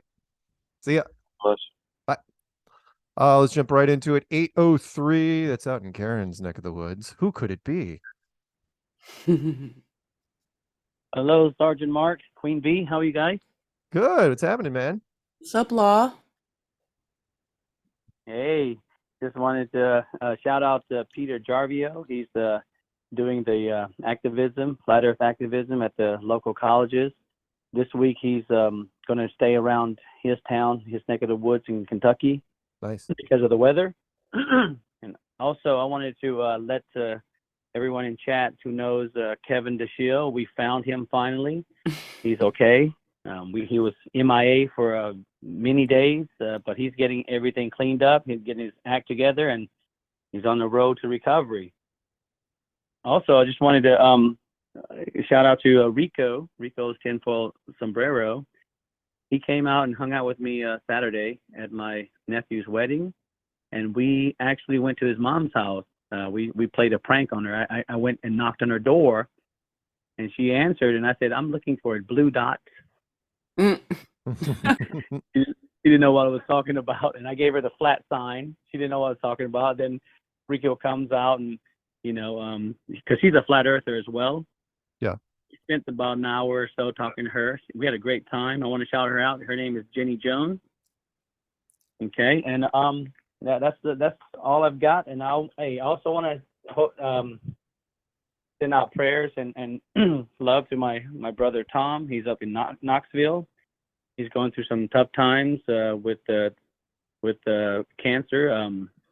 I hope he's listening to this, and I'm sending a lot of prayers his way. And anyone who knows him, please say something nice for him. Cool. And also, I wanted to tell you guys, my son just told me he has he has a classmate. He graduated last year, only 19 years old. He has left this world suddenly. Oh no. Yeah, I think she's got that, the juice, but some kind of rare disease, vascular disease, and also something to do with her heart and lungs. But yep, 19 years old. So it's rough for all these people out here, because most of everyone that's there that I know of, they've gotten their shots. So yeah, very sad. Sorry to hear that. And also, before we go, I wanted to make this real short. Just to give a shout out to my brother, that flat fellow, Tommy. He's going through a lot of hard times. He's been doing everything he can. He's a good guy. I'm telling you. Anyone out there who knows what's going on, just keep your fingers crossed that everything falls his way. He's put up with a lot, and everything that anything that people say bad about him, let me tell you, it's all lies. That flat fellow is a good guy. Okay. All right. Shout out to my brother Tommy. Right on. All right, love you guys. All right, man. All right, Law. Thanks, Law. Have a good one. Yep. Have a good night. Yep. Jumping right down to it. 202 out in DC, maybe. What's happening? Gotta hit the button, man. 202. Come on. Don't let me down. Hello. 202. Time's Damn up. you. Time's up. All right. Do. Really? Do. Nice. Nice. How much time we got? All right. Dennis, I will give you some time. Don't go nuts. What's up? Good timing. I was in weather just now, and it's all cleared up coming into South Portland. Two quick things. I won't do you what I did the last couple of weeks. That's all right. Just one Don't make shout out, promises. I know you don't believe that, but one shout out and one quick fact. Bernard Heuvelmans, a Frenchman, he's the founder of cryptozoology. And if you want books with information on the giant squid, he's got one it was written maybe back in the 60s, but it was published a lot more recently. I think it's called the Kraken, spelled with a Kraken.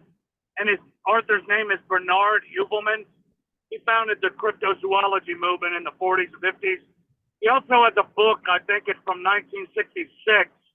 It's the best I've ever seen. It's called In the Wake of the Sea Serpents. It's got, like, for example, an appendix of every sea serpent sighting from, like, the 1660s to the 1960s for over 300 years, but phenomenal. The only other thing I would mention in connection with that, whose books are comparable level of quality and detailed information, I think it's Lauren Coleman. He's got actually a cryptozoology museum over in Maine. The only other thing I got is a shout out. I can't remember his last name. Mr. Mike. He was at the Sunset Beach meetup. And by the way, I've got plane tickets already for the next one in June. He gave me a copy of his book, and he gave a bunch of people copies of his book, and so much appreciate that. And yeah, that's all I got. Okay, wonderful. Awesome. I am stunned, by the way. Of course, you have books on cryptozoology. Oh, I have more in mind. I got more in mind, believe me. But That's cool. I'll leave you stunned and carry on. Wonderful, Dennis. Thank you. I wish I could read as many books as Dennis reads. Dennis reads a lot of books. And by the way, I love the fact that you've already got your tickets to that meetup. I haven't even gotten my tickets for the meetup yet, and I probably won't for at least another month and a half or 2 months. If I go, my family, there might be a conflict. Hopefully not. I think it's on the 21st. Hopefully it's not on the June. What's that weekend? The next solstice is what? June 20th-ish. Well, 24th is a Saturday. So I'll find out. If it's that weekend, if it's that 24th, then I think I can go. Anyway, all right, let's jump over to we got time. Let's pick up somebody. Oh, you know what? Heck. 718. We got you. What's happening? Didn't I just speak to you guys? For God's sakes, leave me alone. I'm starting to feel like Keir Dulley's character in 2001, where he ages from like a baby to an old man in about 2 scenes, because time really is moving that quickly. Yeah. But I understand there's some debate about my accent. I'm calling from Smoke Shop City, also known as New York, as I told you a few weeks back. Yep. My accent is a combination of, well, I live in New York, therefore I have to be conversant in Spanglish, Chinglish, Yiddish, Ebonics, all sorts. And I also lived in Scotland for a couple of years. So my accent is informed by all of those things. And no, I'm not from New Jersey. I'm New Jersey adjacent. The only time I ever go to New Jersey is when I go to Atlantic City. So we can quash the Jersey girl thing. Okay. Oh, no. Wait. No, we're not going to leave you with that, though. So I'm not hearing much Scottish. Where were you born?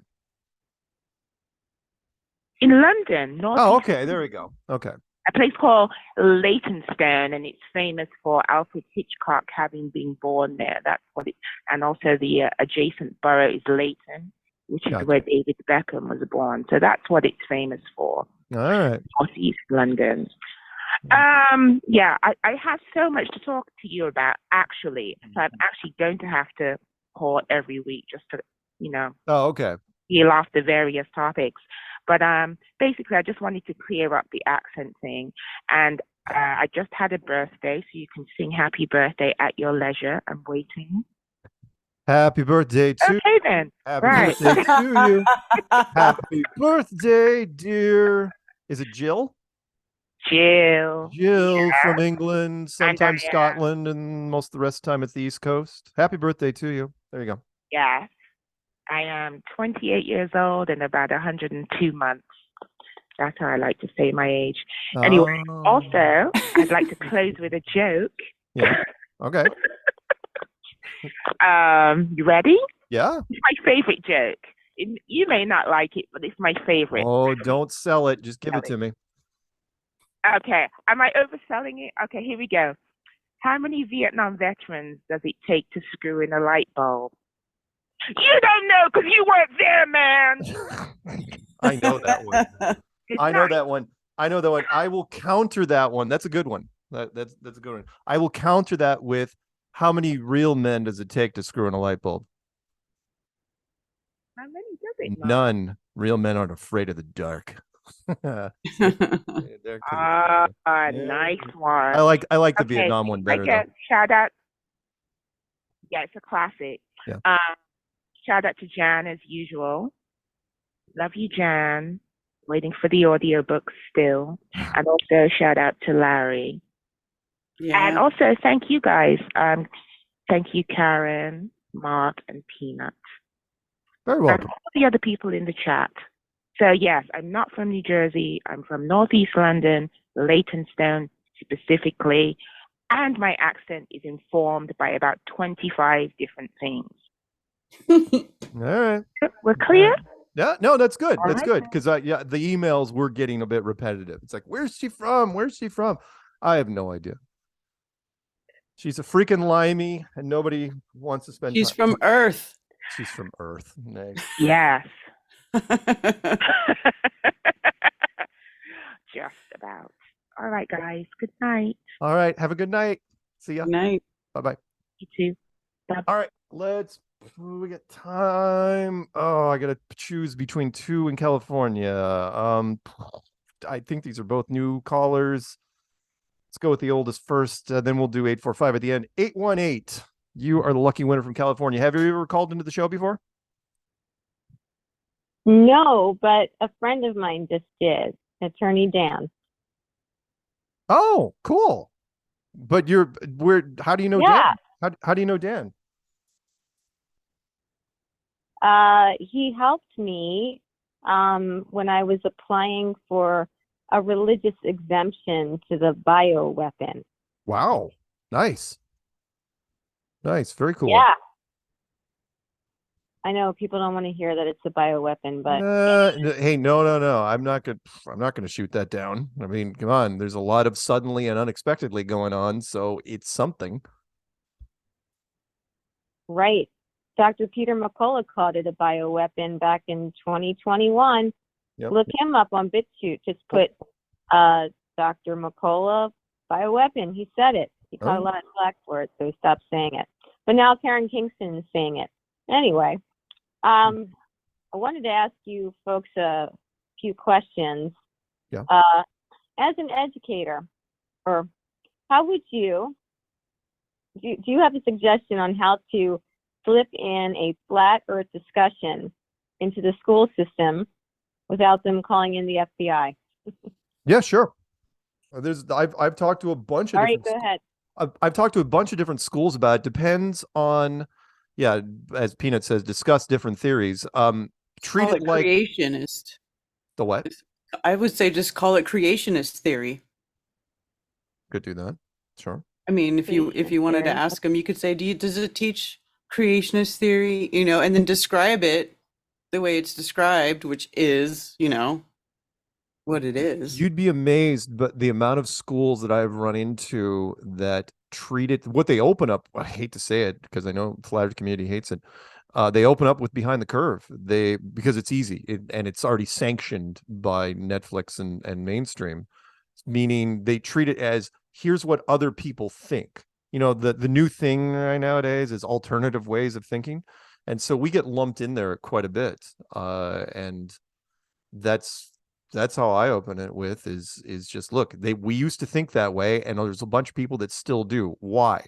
Even science classes. Now the teacher may preface it saying, no, we teach in this school, we teach the globe. Here's what other people think. Now, and as long as the teacher doesn't endorse us, it's fair game as far as I know. I've never had a problem, but I've even had administrators sit in on some of the stuff I've done, video calls, and they're perfectly fine with it, as long as the school doesn't, side with me publicly. Where the science teacher's like, "All right, Mark, that's great. Yeah, burn that globe, kids." You're not going to hear that, but the rest of it seems fine. Does that kind of help? Yeah, absolutely. One time I did slip in that some people believe that the earth is flat, and then I shut my mouth up and kept going on. I was very concerned about that, but it is the truth.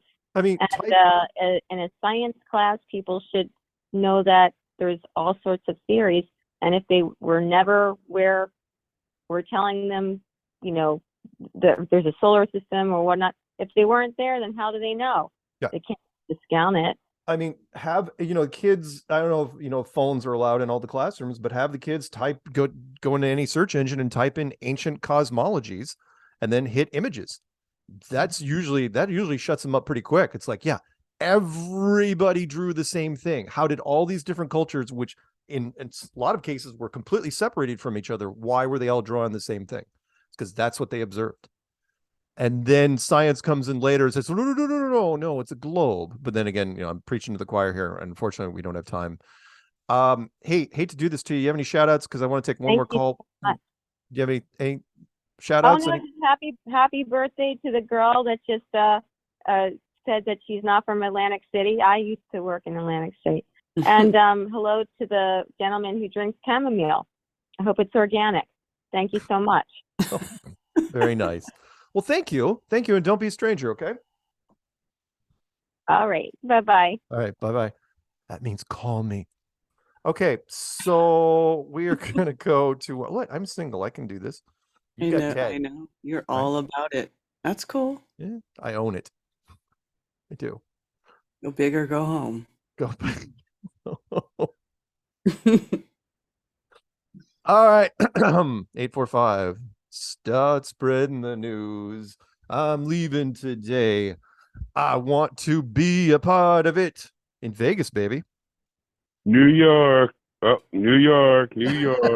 Sorry, I'm in a super good mood, man. There's been great calls. I've been drinking. I'm 2 Long Island iced teas in. This has been a fun night. Sorry. Thank you. Oh. Hey, for the teacher, real quick. Yeah. I was going to say, why don't you bring up the moonlight temperature? They could do it at home with their family and then discuss why is it, colder? Why, I don't know. Just something using their fucking science against them. Yeah. Is what I was thinking. Yep. Sure. Yeah. Good call. Good call. Sorry. Hey, I want to do shout outs first because that was good. Yeah. Quebec. Holy shit. I like you. I like you even more intoxicated. Fucking awesome. That was great. And shout out to the fellow unvaxxed motherfuckers. I didn't catch his name. Sorry. Yeah. Oh, yeah. man. No, he was awesome. Yeah. And that flat fellow, Tommy's a good guy. I don't know what the fuck's going on, but he's a good guy. So I don't know. I don't have an opinion on crazy on Tommy one way or the other. I mean, yeah, he saved my life in Vietnam, but well, you don't know, man. You weren't there, man. That was fucking. Like I said, good calls tonight. 80s music sucks, by the way. The drugs in the cars were awesome, but the hair and the music was just terrible. Not all 80s music sucked. Some of it did, though. Hard to say, man. Not all. Well, I liked punk. I liked punk. I liked punk. I didn't like any mainstream stuff. I'm strange. I'm a Puerto Rican dude who grew up a white kid, so I was into punk and shit like that. Gotcha. Yeah. Thrashing, mosh pit, that kind of stuff. Yeah. Crazy. And who the fuck voted for Biden? Come on. Everybody did, man. Everybody. I know no one. He was the most voted for president. How fucking you can't lie the numbers. Fucking be to believe any of that bullshit. No, hey. For real. He's the most popular president in the history of presidents. Everybody knows that. It's fucking ludicrous. Ludicrous that anyone could even say it with a fucking straight face. You are a douchebag. Orange man bad. And Joe Biden good. Well, I looked Orange Man, even if he gets convicted, even if he's a felon, he can still be president. There's no provisions regarding. I know, isn't that weird? And So I didn't realize that's not an angle. There was, I think it was a Boston mayor who like was doing time and he was still mayor. It was weird, but yeah. Oh well, how about the DC mayor, Marion Crackface? Oh yeah. Barry. Yeah. Let's do some crack. Hey, vote for me, man. I like. Let's do some crack. Yeah. Yeah. It's fucking people. This world is fucking batshit crazy. Yes. Batshit crazy. Yep. Batshit crazy. I agree. Why is Bud Light pairing up with that Dylan Mulvaney fucking guy who he's just, dude, he needs help. I know. Tampax? Really? Where is he putting tampons? Dude. Where the fuck does he put them? I'm just stupid. I question Bud Light's judgment on this one. I would have thought their marketing team would have been a certain demographic, but I know. Anyway, sorry. I mean, I actually am in a good mood. I know. Hey, I got an 80s quote for you. Okay, what's the quote? You probably know who this is, Mark. You're good. Probably. Life moves pretty fast. Oh, jeez. You don't even have to finish that. If you don't stop and I know you got it on the first two words. Yeah. If you don't stop and look around once in a while, you could miss it. Yeah. Ferris Bueller. You know who? One of the iconic Bueller. 80s movies. Anyone? Yeah. Yeah, the 80s were fun. I don't remember a lot of it because, like I said, drugs and cars. But the 80s were a lot of fun. Well, they truly were. If you can't remember a lot of it, the 90s was like the hangover decade. It's like, nah, I'm good. I'm not going out tonight. I'm a little spent. All right, shout outs. We got to wrap this thing up. Just back to Quebec, Karen B, Mark Sargent, Peanut, myself, Zulu One. Again, Quebec, man, you just killed it tonight. Sorry, I love that guy anyway, but he just killed it. It was awesome. Right on, man. All right, with that, we will be here next week. Same flat time, same flat channel. Say goodnight, Karen. Good night, Karen. Say goodnight, Zulu. Good night, Zulu. And with that, let's roll the music, shall we? Okay. And hot sex. Good night, everybody. Yay.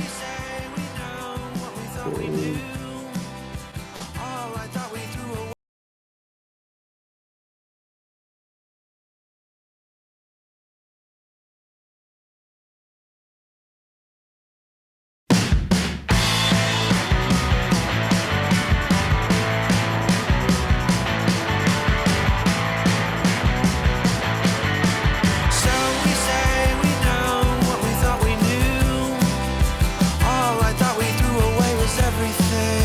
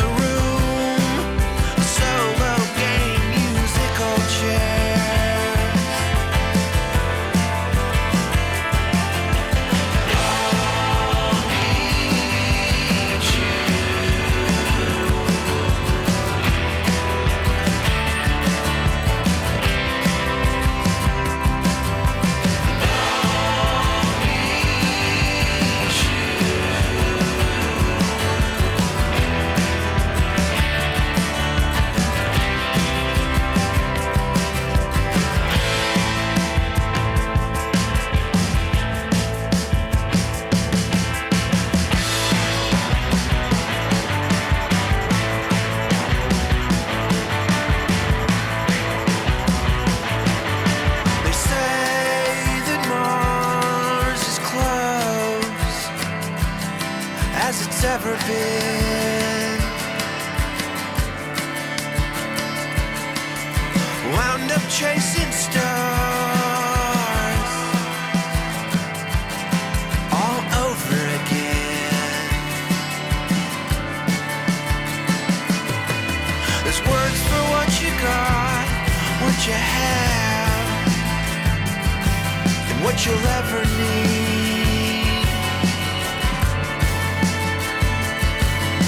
There's love so many nights, so many nights, so many ways to believe.